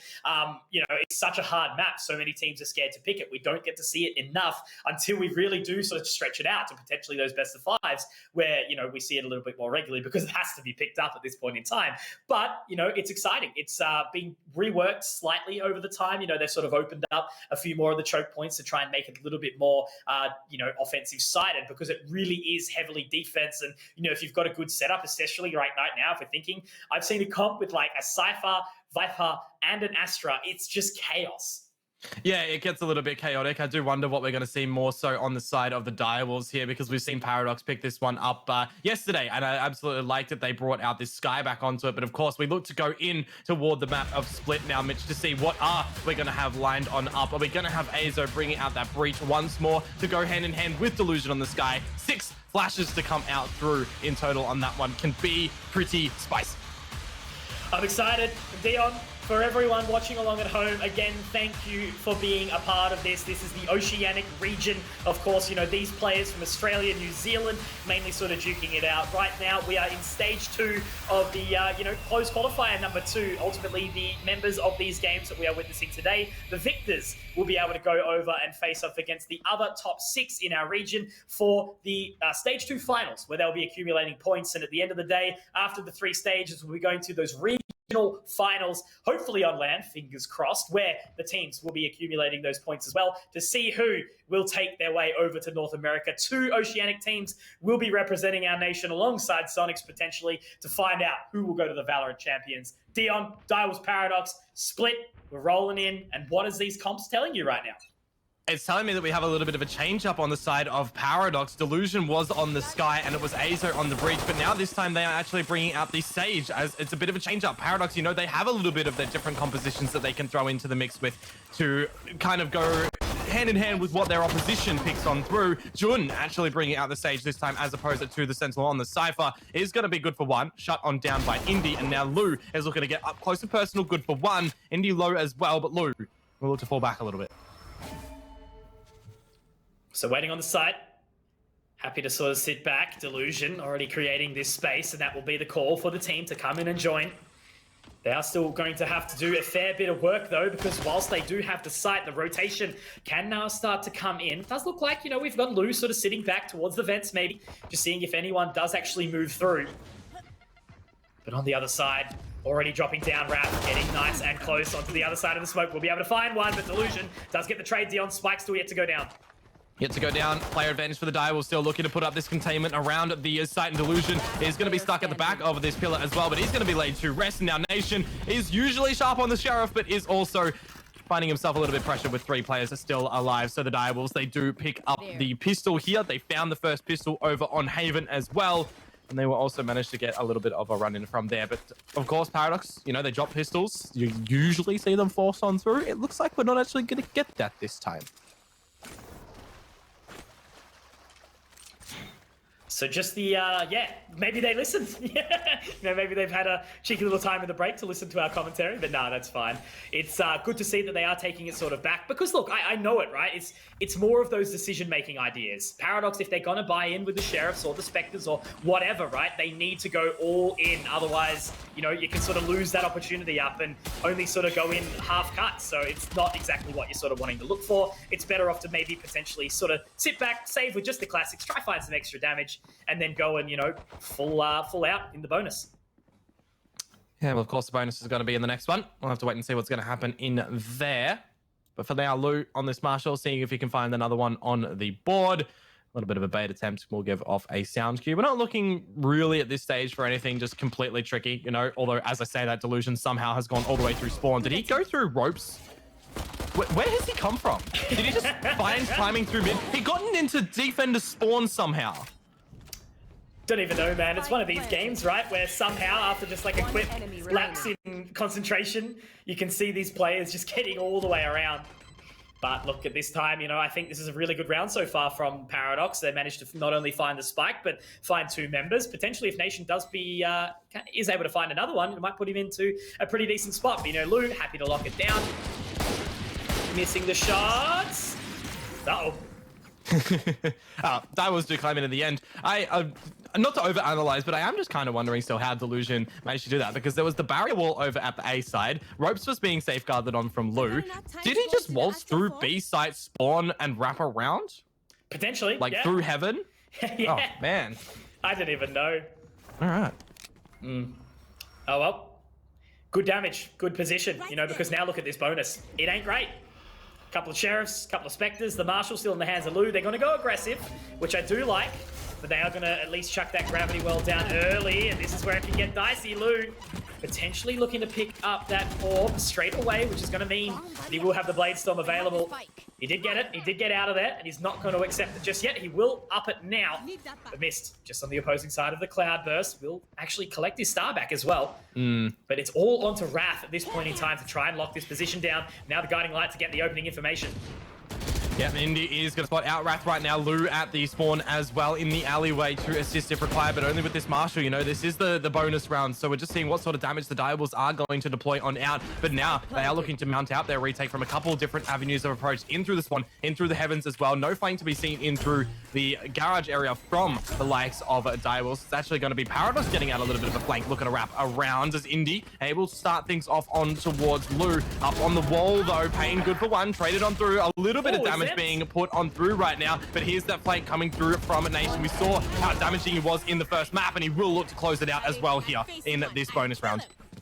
Excellently done from Nation, finding that timing. It seems to be such a prevalent sort of position in the game of Valorant, sending those players around, trying to catch them off guard and moving. I guess that's the thing, the maps are a little bit smaller at times. There's obviously a lot more choke points, but it's just really entertaining to watch, right? It can be such a big thing. Unfortunately, sometimes you do see it where teammates sort of wander off and leave the rest of their team high and dry, but when it works, it is chef's kiss, beautiful stuff. And in that round, despite it only being the bonus for the Direwolves, they do manage to pick it up quite nicely. Nation, off the back of a couple of good ones. Information not quite gathered from Azo. Mist is going to be up and close and personal. Onto the other side, the Trailblazer might find him, and it will. So at least a little bit of information gathered early. As Pain on the other side of the Nebula try and lock it down. They're going to be going straight into here, Dion. Already up in towards heaven. Are they going to be able to find anything? Yes, Exempt gets one, but Mist is here, and he will be able to pick up 2. Surely looking to go for 3 here. Azo, though, gets the Seekers out. That's going to my lord. It's not going to matter. Mist with 3, and what a dominant lockdown here from A Heaven. The timing actually that comes through from the flashpoint as well is absolutely crucial to allow Mist to be able to gather that one, destroying in the Seekers as well. The Board's eventually able to go through and find his 3rd frag in the round. He found the first 2 with still 150 HP to his name, and now it is on the back of Nation. Remember, the bonus round is all we've seen Paradox be able to find so far. This is the proper purchase to come through from the Direwolves and Nation. We know how powerful of a player he is. I mean, I'm always just going to put him up so high and mighty right now. He's absolutely destructive, ever so consistent. And the way that he uses the smokes and all of the remaining kit, the Astra Util, usually at the perfect time as well, is absolutely just jaw-dropping to witness, but 30 seconds to go. Position eventually will be known here as well. The spike is in through mid. They're going to tickle his toes as he drops down. Mist will be able to gather a 4K on that IGL roll as well. We'll be very, very happy and confident with those kills. Yeah, he's been settling nicely. You know, that was a nice little flick around as well to get to that position. So, well done. 6-1. Great opening here on the map of Split. And now Paradox, do they even look for this reinvestment? If they do, it is going to be slightly dicey. Indy does have the Bladestorm available. So, okay, it's actually not that horrible. They managed to get in 3. Azo, a little bit of a rough start again here, you know. Azo is just one of those players because the map that we previously just saw on Haven, his breach was untouched. But again, it was those little micromanaging decisions that he sort of made for himself where, you know, maybe a little bit hungry to try and find an extra frag or so, picking up a sheriff, picking up some light armor, whatever it is, to try and go for that extra merit where it would have been better to just potentially sit back. So I think, again, Azo, a little bit more practice, a little bit more composure, and he's going to be a really, really insane player in our region. No, definitely agree with that one. And remember, it is still kind of the early stage of this Paradox roster too. Absolutely, bro. Yeah, absolutely. So lots to be able to come on through. And it's interesting as well, the current state that we're at during this tournament, right? It's the Oath Shuffle that we're about to see. Yeah, 100%. Afterwards as well, which is going to be really interesting. I'm really keen to be able to witness that. And of course, everybody here as well. If you keep on tuned in, you'll be able to see that in the next stage. Well, that'll be the big one, right? I think if anyone is sort of watching this, just to break it down a little bit further, you know, 4 teams, probably the top 4 teams of our region that I really consider, you know, Mindfreak may have been the only one that sort of slipped out on the other side of it. But, you know, we've got 4 teams already, plus the extra 2 being Mindfreak and BTS that are going to be into those stage 2 regional finals, and 2 more there. So that is where they'll be playing for the points for the big stuff. So cannot wait for that one to come through. They line up for Mist here, but it will be traded out by at least Exempted. Oh no, the Chaos Pain goes down as well. Dion, crazy things happening here. Exempt is actually starting off really hot for this Paradox side in this map. It took him a little bit over on the side of Haven, always being a little bit gate-kept, but now able to find everything where required. We'll see if he can get out of this Aftershock. He'll take the duel. The paint shells actually go out at the perfect time as well, coupled by the fact that this Guiding Light will provide Paradox a little bit of the deployment in through towards the screens. Now it's just going to be down on to Lou, see what he can do here as well, because he's not next to his teammates. Teammates over in the screens taking out this duel, and it is now just going to be down to Jun, bringing in a flawless round for Paradox. They will absolutely be happy with the result and the turning point of that one, although a lot of damage was delivered out from the Direwolves, so they just have to make sure they can finish off their frags going forward.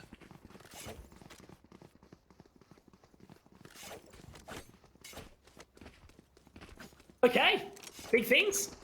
And now we do see the interesting buy come back on the way of the Direwolves. So this is potential the break point where we, you know, can allow it to come back if Lou misses a couple of operator shots. Pain, obviously just down on the judge. Might make it a little bit awkward. So Paradox starting to stack up their economy nicely. Looking to get up nice and early and aggressive, and unfortunately no one home for Pain. Has to drop down the showstopper in towards sewers, and yeah, nobody there. So I think the first impact position could be Lou here on this operator. Getting one towards B main, Delusion going down, and now Pain up close and personal will get one. But, how did he find 2 there? What? I didn't even realize Jun was there. No, neither did I. 2. And now they can march on towards a relatively free site, except for Mist, unless he can do something. But there's the Cosmic Divide. He's going to have to get in front of it. Of course, we already saw Lou be able to just post up and eliminate the stage over on the side of a Paradox. Down for the count was Delusion, but yeah, they line up. Jun, as you said, didn't really know he was there. Good shots to come out from Mist as he does find the right angle onto Indy. Player advantage for Direwolves going into this retake. I wonder, are they going to utilize their own Cosmic Divide? They definitely have the time available as this one starts to fade on through. They can see where the spike is, and it's going to be an interesting little hold to come through for Paradox, and a lot of crossfire for sure. Over towards the elbows where you're going to see the first little duel from Nation, I would say, as the flashpoint comes on through. Actually, it's Nation getting his head taken off by Mist, and now it's going to be down to Lou to get out the shot, except good for 1. But the defuse will come through, Mitch, and Direwolves, they will be able to gather it. Okay. And they're going to be waiting for a little while longer. Yep, okay, we're just going to be seeing Wrath get that defuse, make sure he can farm up the ore point, which is very wise. You see that Rolling Thunder, especially on a map like this, super impactful. Super important to have.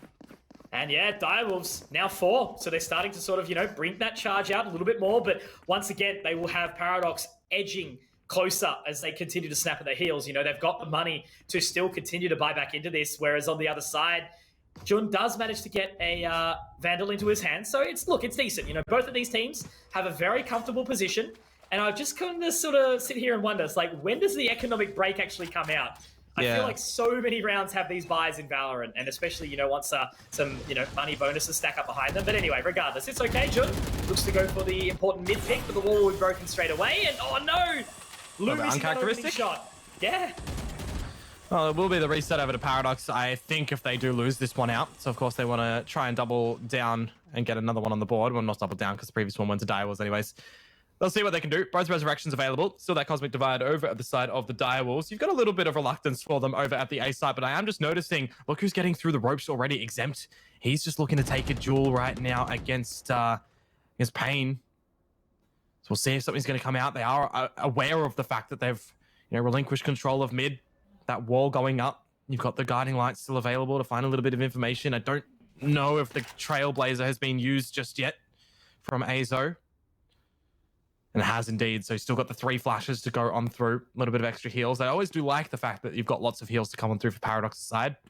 They just have to keep on going with it. 40 seconds to go. It looks like now we're going to finally see Paradox's rumbling start to unfold. It's going to be interesting to see how Jun goes on this line. A very aggressive one, obviously, with Wrath to support him, as per usual.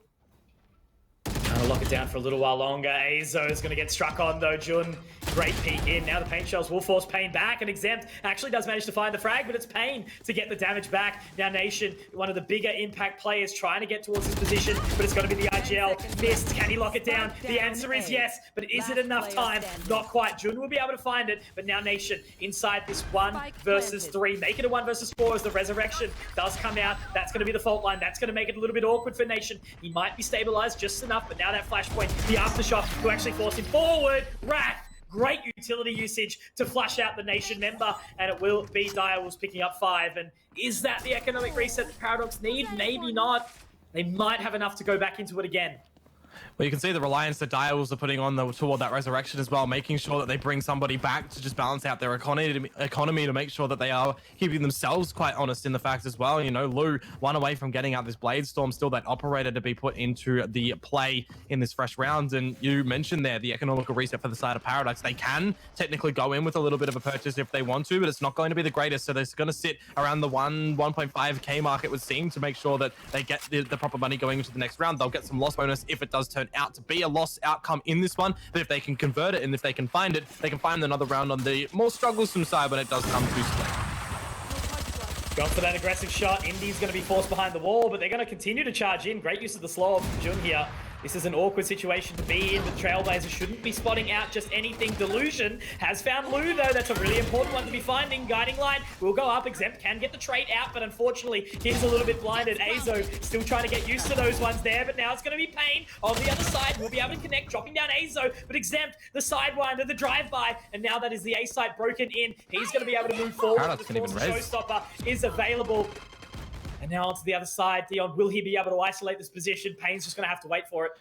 He's just waiting for time right now. And when I say he, I mean Exempt buying time, using it as a little bit of a scare tactic to keep the Direwolves at bay, to keep them in submission. And you mentioned the Rolling Thunder. I mentioned the Resurrection a little bit earlier as well. Paradox, if they wanted to, they would have had to go in toward be Heaven to bring a fallen soldier back to life, a fallen comrade back in toward the round. And now we do settle on the fact the player disadvantage for the Direwolves. They will group up. Wrath can look to send in the Rolling Thunder, but does he choose to use it on toward the site? And then they clear over towards this under hell area. What do they use it over to that area? They've got so much choices. It doesn't even look like they're going to use that. They're going in dry. It's a 1-on-1 trade to come out, and Delusion finds it. That's the force up from Paradox. The little tricky half buy that they've gone into the round with, that they are able to gather.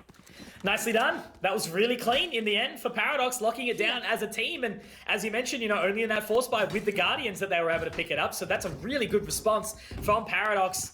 Now we see Lou going for the Blade Storm, does have that one available. And the rest of the team happy to force up around him with, of course, the Vandals and the Phantoms. And this is a really good game still. We mentioned how it could be kind of one-sided, not to any particular team. Obviously Direwolves again. This is, their map selection. So it is going to be a little bit tough. Pain's all the way in. Will he spot one onto the other side? Dropping down, but will he clear left? No! It's not enough! And it's Nation again! How's he found Lou? He's gotten both, and it's just such an upsetting position for Direwolves. Direwolves have to feel like Nation's just a nuisance in this game right now. He's seemingly being the one person that can put them down time and time again before they can get anything started. And I just say it like the one person, I mean just more so in what we've witnessed so far for the side of Paradox. Of course, there's been the little inklings of the rest of the squad as well, being able to put up some individual brilliance coming in toward it. But it just feels like we're hammering on Nation time and time again because he is doing so, right? He is being very, very consistent in this game. Absolutely. Just a real star player and, you know, so impressive to watch over time. Now they do find it once more. It will be the A site taken. Whether or not Direwolves even want to go for this, they obviously still do have the Rolling Thunder available. Same with the Cosmic Divide. That actually could be a bit menacing as it does head towards the other side of heaven. But it looks like Mist is going to be taken down before he will be able to utilize it. Wrath very low already. And now it's all on the Jun. In a 1 versus 4, going to be too hard. Seekers are available. Resurrection, Cosmic Divide, everything really. And all Jun can potentially hope for is maybe just some exit frags or something along those lines, because Paradox, they've got this locked down really, really well in this post plant. And I think it's going to be a little bit too much for him to overcome. Couple of exit frags, see if he can get another tick or two towards the ultimate resurrection, but it's not even going to be the case. He's just going to be able to gather the 1 from falling in the round. And for Paradox, 4 alive as well. Build up a little bit of their extra credits. They won't have to reinvest too much. Indy will most likely be asking for a drop here in the round as well, just to make sure that he can get the full shields to come on through. 1 away from the Blade Storm. Can rely upon that a little bit later as well if they can gather it, because when you think of split, you know, it's not like you can kind of freely get away with one of these ulti orbs as well, unless you're kind of on the defensive side. You can put up your Sage walls if no one's there and gather it in sorts. A lot of ways that they can really rely upon forcing themselves into it. You think of a free orb, you almost think of Haven A site time and time again. Yeah, for sure. Retake capacity, you know, it's always that sort of awkward situation is, do I try and pull off the unbelievable on my own, or do I wait for my teammate and, you know, try and take it again? But I think they've done well. You know, the fact that Direwolves still do have those ultimates available, they haven't expended them in the, I guess, disadvantaged situations by only needing to look forward with a couple of members behind. They do just continue to hold on to it. But again, you know, Azo's got the Seekers available. And the Resurrection's still there too, and only the Eco here for the Direwolves. So this should be another pretty simple round for Paradox. And if they tie it up already, you know, 5 rounds on the offensive side of Split, it's pretty huge. Nope, certainly is. Disadvantaged side in this map for sure, heavily leaning over toward the defensive side once upon a time, but the opening up of the map has made it a little bit better. And now it's going to be Paradox trying to open up an opportunity around the A site. The Cosmic Divide's going to go down. We know that the Direwolves have theirs available as well, but this round is Paradox. They want to be able to try and gather this one. The slow will keep them contained and slowed down a little bit for now, but as they do look to sleuth themselves in toward the site, the Seekers go on out. We're looking at a 5 versus 5 retake. Wrath does have that Rolling Thunder still in possession as well. This is going to be really keen-eyed for the Direwolves to see how they are going to get back into this retake. There's the opening, exactly what they need right now. Lou to drop exempt onto the other side. Azo, nice close pain, trying to at least find something, but Azo, not sure if they're actually going to go for him here. There's one, there's a second, and locking it out. Lou on 5 HP, pretty much a done and dusted round right here, right now, as Azo's going to collect 3 on the sky, on the flank, nicely done. And that is your Paradox coming up again, 5-5, tying it up, Dion. You know, potentially, you know, you made the call thinking a Direwolves 2-0, but, you know, Paradox is certainly making them sweat for it here. Nope, certainly are. They got to be absolutely chuffed with themselves and already just finding 5 rounds on this attacker side. If they do drop out the remaining 2 here and you see the Direwolves gather it up, if they find the pistol on the other side, you know, they can equalize it 7-7 going in toward that bonus round. And if they're able to find it and echo what we saw a little bit earlier in with that Guardian buy, maybe we do see a world in which we go over into the final map, which was Ascent. So we'll have to wait and see if that is going to come in forward as well for everybody. But right now, we are ever so full focused on this map right now. It is giving us an absolute stellar performance again, likewise of Haven in this back and forth approach. And I really do wonder, imagine if this one also goes to overtime. Don't even tempt fate there, my friend. There's a chance of it. There's a possibility. There always will be. Just the way it went. But I guess it's the kind of day that you're looking for, right? I think I was sort of stepping back and trying to work it out. I've worked basically 30 of the last 30 days with one break, which was yesterday. And we've actually got like a 2 or 3 week break after this from commentating. So what an explosive way to finish it off. If we do get the opportunity, we'll be able to take a step back, watch some of Reykjavik. Cannot wait for that one to come through. It's going to show, you know, what the rest of the world have to each other. And hopefully each of the teams gets an opportunity to face off against each other. You know, my eyes are going to be set on Newton and Crazy Raccoon, to be honest. Also, though, there are some big NA teams that need to make a big name for themselves. But now Jun, he's got the opener here, Dion. And we can touch upon that Rakovic thing a little bit later on as well for now. But as Jun finds that first frag, it's going to force Paradox back and make them adjust accordingly. Indy, though, is going to look to gatekeep them coming up in toward the heavens. It's going to be down really to the timing of what Indy can do. Lou, though, still poised on the operator to find that one. Direwolves not really feeling any big pressure in amongst this round so far. Dropping into the ropes, though. Indy will catch Lou with a little lopsided bullet, but there's only 10 seconds to go. Exempt is going to have to try and skate in toward the site. He's shut down for a miss. There's no time for the spike to even get planted right now. Azo, or is there actually? Can he get behind? He can't. Stellar shot to come through from Payne. That was very, very nice. But yeah, you know, echoing on your point of the Rakovic thing and our little two-week break that we have, we'll be able to watch from that. Crazy Raccoons, new turn. I think I'm going to be keeping a keen eye on towards V1 as well. Yes, version 1, of course, Vanity. Go back a little bit with that one. The Caddier man. But it's also as well, you know, I am looking forward to that little two-week break as well. We can kind of hone our craft in our own gaming as well. I want to try and see what I can do back on on Valorant. I haven't played Breeze or Ancient yet, so I've got to learn, you know, 2 new maps in CS and Valorant. It's going to be hard, but hey, it'll be a bit of fun. Can't wait for it.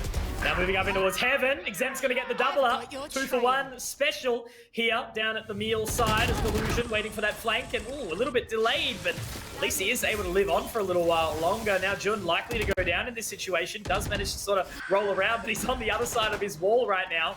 I think this is going to be a very clean round, going the way of the Direwolves as already Exempt inside that position. Jun trapped off, walled like a jail cell. And they're just going to leave him. Sorry, mate. There's 2 walls. He's only got 1 exit right now, and he's just going to have to rinse off and go at it again in the next half, it would seem, because there you have it. The half is coming to a close, 6-6. We are tied up, and that scoreline is definitely favoring Paradox over Direwolves. Oh, man. Exempt. How much has he stepped up? And I guess, you know, this map, the Rays Playground, just reminds me of thinking back to, you know, when we see Plix pull out the Rays on this map. Oof. God damn. Yeah, even some RDW on this map's pants down days. I miss those days. Bring back Magnet Brain, dude. What a king. We've seen so many players come and go, though, right? But that's the cool thing. In a game like this, a lot of people, you know, they see the early opportunity in Valorant. They can really sort of dive in, spend a lot of time understanding it. And it's only really the teams that have, you know, started to sort of take a step back, rework the meta, rechange the agents. And, like, that's exactly what we're seeing a team like Order do right now. And, you know, they're basically untouchable. The only team that's even come close is, you know, Bliss did some damage and Mind Freak got very close, but I feel like that wasn't a fully equipped Order at the time. So, you know, I can't wait to see more teams actually contest them because they're adapting super well. But, you know, right now, Direwolves, Paradox, Exempt can't quite hit the shot. So the star member right now does actually miss away, but Azo good for the trade. However, it settles as a 4-on-3 in favor of the Direwolves. Oh my god, very, very quick round in toward the A site right now. It is favoring over toward the Direwolves, looking to establish themselves a plant, but it's Nation. It's still alive. The heals available as well. Delusion is utilizing them very rapidly, but he will be put to rest. And now it is just going to be down to Nation with the Fabled Sheriff. See if he can get a couple of Yeehas to come on out, but it's going to be this 1-4, and it's going to be very tricky for him as well. Nobody from Direwolves giving up the bag. Nobody going for the proper hunt. Payne will spot Nation out. That's brilliant info for Direwolves. They can just sort of sit patiently, lay in wait, and see what Nation can do, because you know he's either got to die to the spike explosion or to one of these boys on the Direwolves. Just needs to find the headshot. He will, but it's quite a wallbang shot, so at least some damage. Padding the stats a little bit. They're both still on the site. Nation could actually find a little bit more here, Dion. Looking at quiet. Nah, never mind. All good. Wishful thinking. Didn't have enough time to collect anyway. So Jun will be able to close it out. And now as it stands, you know, Direwolves take back the lead, but it is going to be important for them to find as much as possible because Paradox, 6 rather, attacking sided rounds, dominant. And I think, you know, Direwolves are going to find it hard to replicate that. Now the pistol. Direwolves, they get both of them here, Mitch. So they will be able to at least start off their attacker side endeavors quite nicely. We've got Paradox buying up only on the one in Azo. So we'll see what he's going to be able to do with the Judge, just being the little solo purchase up player. Going for a little bit of a B lean, it would look like, for them with that Judge. But the rumor comes on through, the boom bot. It's going to be some information for Payne starting to creep on up as well. It's all a bait right now from Delusion. You know, he's trying to funnel in the Direwolves into the site, into the Judge's little cheeky grasp. Is he going to be able to lock it down? Maybe not. That's going to put him into a really awkward situation. Oh, no. Skater, Azo getting caught time and time again. And this is what I mean. Azo, my friend, what do you gain here? what do you put through by buying a judge in this position? You know, you're going to put the rest of your team into a very awkward financial situation into the next round, and the Sky is such an impactful agent in this current meta. But look, again, at the end of the day, it is what it is. Teams are learning, teams are trying to work out what works, and now Nation, 1 versus 5, does some damage. Just all he can really look for is, you know, taking away as many of these Spectres as possible. Jun going for the swing, will dink him up now. Also in towards Heaven, in towards the flank. It's going to be Lou. Nation needs a really nice shot here. He will actually get the tag, but that's all she wrote. So Direwolves live on with 4 members here, and that is going to put them to a pretty decent looking bonus, I would say. Yeah, I am wondering what Aza's going to be doing again, and he's actually just going to be rinsing and repeating on this judge. So man. back to the same thing with the light shields. It's, I mean, hey, he's gone in with a plan. It just hasn't worked out. We have to see. We can always question him, and I think we will always be questioning him, to be honest. But hey, it is what it is. Again, you know, it's always one of those things, right? Like, you'll still to this date, a lot of the CS players, like players with the CS history, have come in the more sort of dominant sense, and, you know, the ones that have a better understanding of how the game is supposed to work. But that doesn't mean that it's not the young Sharpies that come from other situations as well that aren't going to do good. They just need to adapt to the way that the game has to kind of be played in a team environment. So that is always going to be a big factor. And now, here it is. Maybe he's going to make us eat our words, because there is the first. He's going to get the guiding light off, and here it is. Azo, as we talk about it, fires up with the judge and gets the tight angles locked down. 1 enemy remaining. It's the right positioning. Yeah, absolutely. It's the right positioning at that point, and also the fact that he wasn't blinded on through, that he can really just rely upon that one. Although, as I say that, I am seeing that he was blinded, but hey, he'd already had the line of sight onto all the boys over on the Dire Wolves, and they do have it. The bonus round is permitted in the flawless nature for Paradox, so they are on the board on their defensive side. They go back at it again with the rifles, and you know, Azo's just going to still keep on this judge until he is forced into submission to get back onto one of those normal weapons. I am kind of finding or getting a feeling though right now, Mitch, as well. Indy, you know, it's been a little bit of a shaky one for him this series so far. When is the operator going to come out? Is the operator going to come out? Yeah. Well, we're not seeing, you know, the Jet as a necessary pick anymore. You know, it can be sort of swapped out with the Reyna, you know, potentially even looking to get a little bit more of a, you know, a Sentinel pickup, potentially trying to pull out that Viper or something like that, as opposed to requiring the 2 duelists. But anyway, you know, that's a constantly changing environment, and with this map only coming out from time to time. But look, I've got to give it to Azo there. He absolutely shut me up in that position. Nicely done. Doesn't work in the first, but it certainly can collect for his team in the second.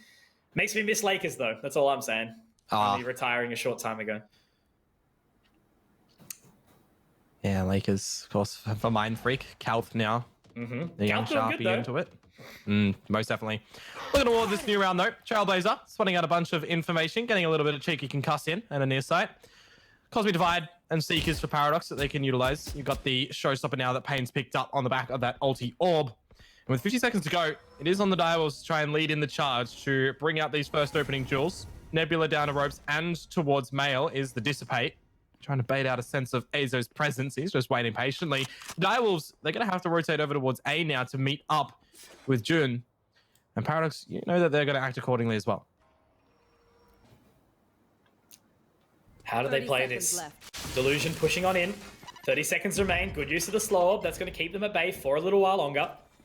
Exempt on the other side. This is the position that he slotted himself into right now. They see him at the end of the map, but that's actually going to be Pain to miss. Luckily traded by Wrath, but now Delusion can't quite find it. Here's Azo though, again in it with the judge, but it has been traded out. Wrath on the other side. Azo, your ears, are they clogged, my friend? Onto the opposing side. Now they're going to be able to get the spike planted, but if there was anyone in your clutch situation, Dion, that you'd want on your team, it would be Nation. The Rolling Thunder is available, but yeah, how's he going to play it out?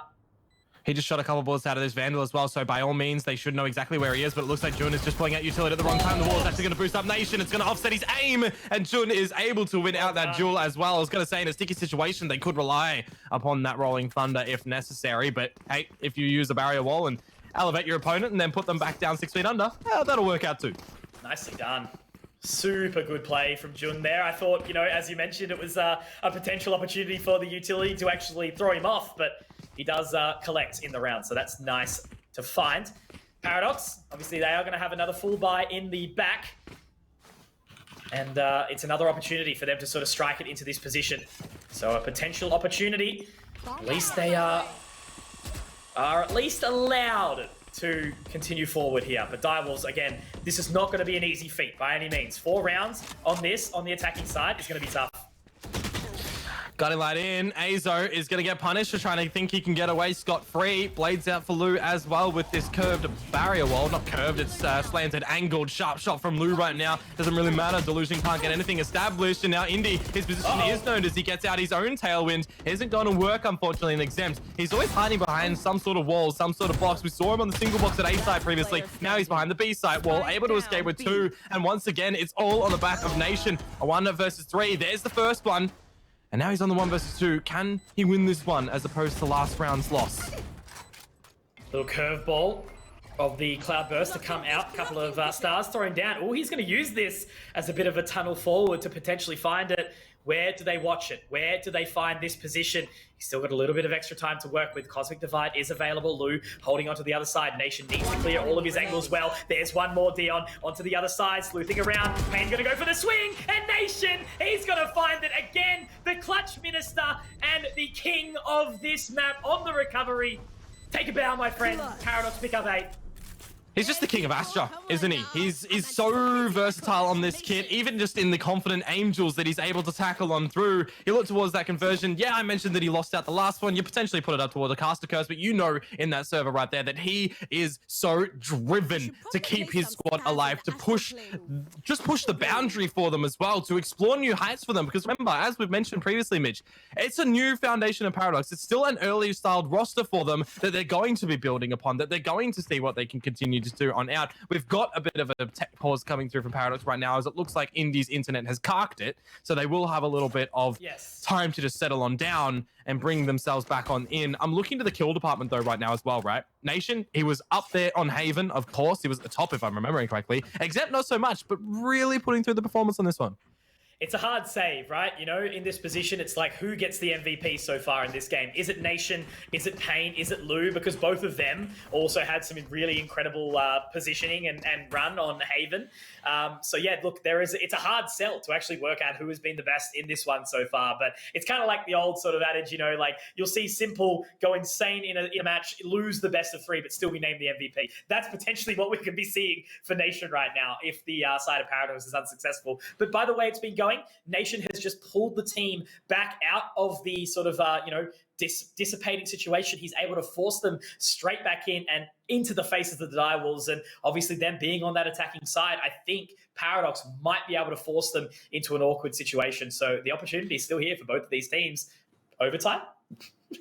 Maybe. Hey, I'm just looking at it right now as well. If Nation did lose out that round, it probably would have been a little of a dry slump for them as well. Back on toward, the pistols, a little bit of a half by Azo, maybe back on toward the judge again. And we know what happens with that one. So it would have been a little bit of a sticky scenario for them, but at least he was able to find that one out and keep them really just energized in this circuit. Although it's still not the best buy, right? And that's actually going across the board. No one's been able to find a solid state of economy just yet.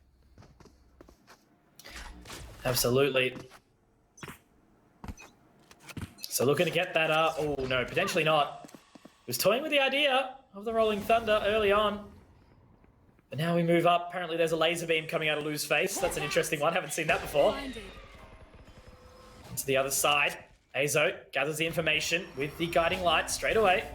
Stars are going to go down, so at least they're able to throw down that Trailblazer. How do they actually play this? Where do they head towards in this situation? Looking to jump in. Did that actually jump over the top? I can't quite tell. Yeah. The Rolling Thunder's come out now, but the guiding light goes back in. Indy, is he going to be able to hold it down? No, he's not. Payne with the satchel, jumping on out. Should to find it. Dion, chaos everywhere here, but it's going to be Direwolves finding the site and the plan.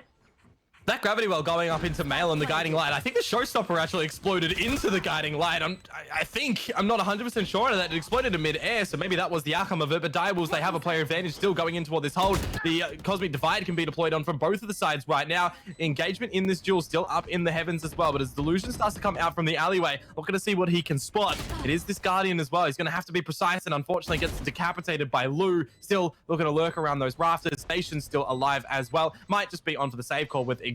Takes the rifles back into the next round, and that there is going to be the case as well. So the Direwolves, they are going to be finding a double digits here as the first side, but still, it's not like we are having an absolute landslide affair. We're still having this relatively contained and close. Is this the economic break? That's what we need to find for this point in time. Checking onto the money, how it's actually going to look on the opposing side of Paradox. You know, 2 members saving. Are they going to be able to drop over weaponry for their teammates? No. It's awkward. And I think they're just going to have to absolutely force into this. Likely the judge to come out for Azo. Again, Delusion could potentially pick up a Spectre, make sure he does get the utility up. But no, they're going to go for the Vandals. So they're still going to try and force the narrative here, Paradox. And potentially, if Direwolves pick up this one, that could be the series over. It definitely could be. You're not wrong. One of these make or break rounds going in with the plan, and if it gets ripped apart, then you're gonna have to go in with another plan and really just hope and exercise your own, you know, strengths in the game. I don't know if I would call the judge a strength of Azo right now. I think it's just looking a little bit cheesy for him because he's getting away with it. But he's sitting in the same spot that we've seen time and time again. A flashpoint could put him at bay. He's just going to choose to fall back, get out the Trailblazer, spot some early information. It will be destroyed, but he's seen the 2 bodies.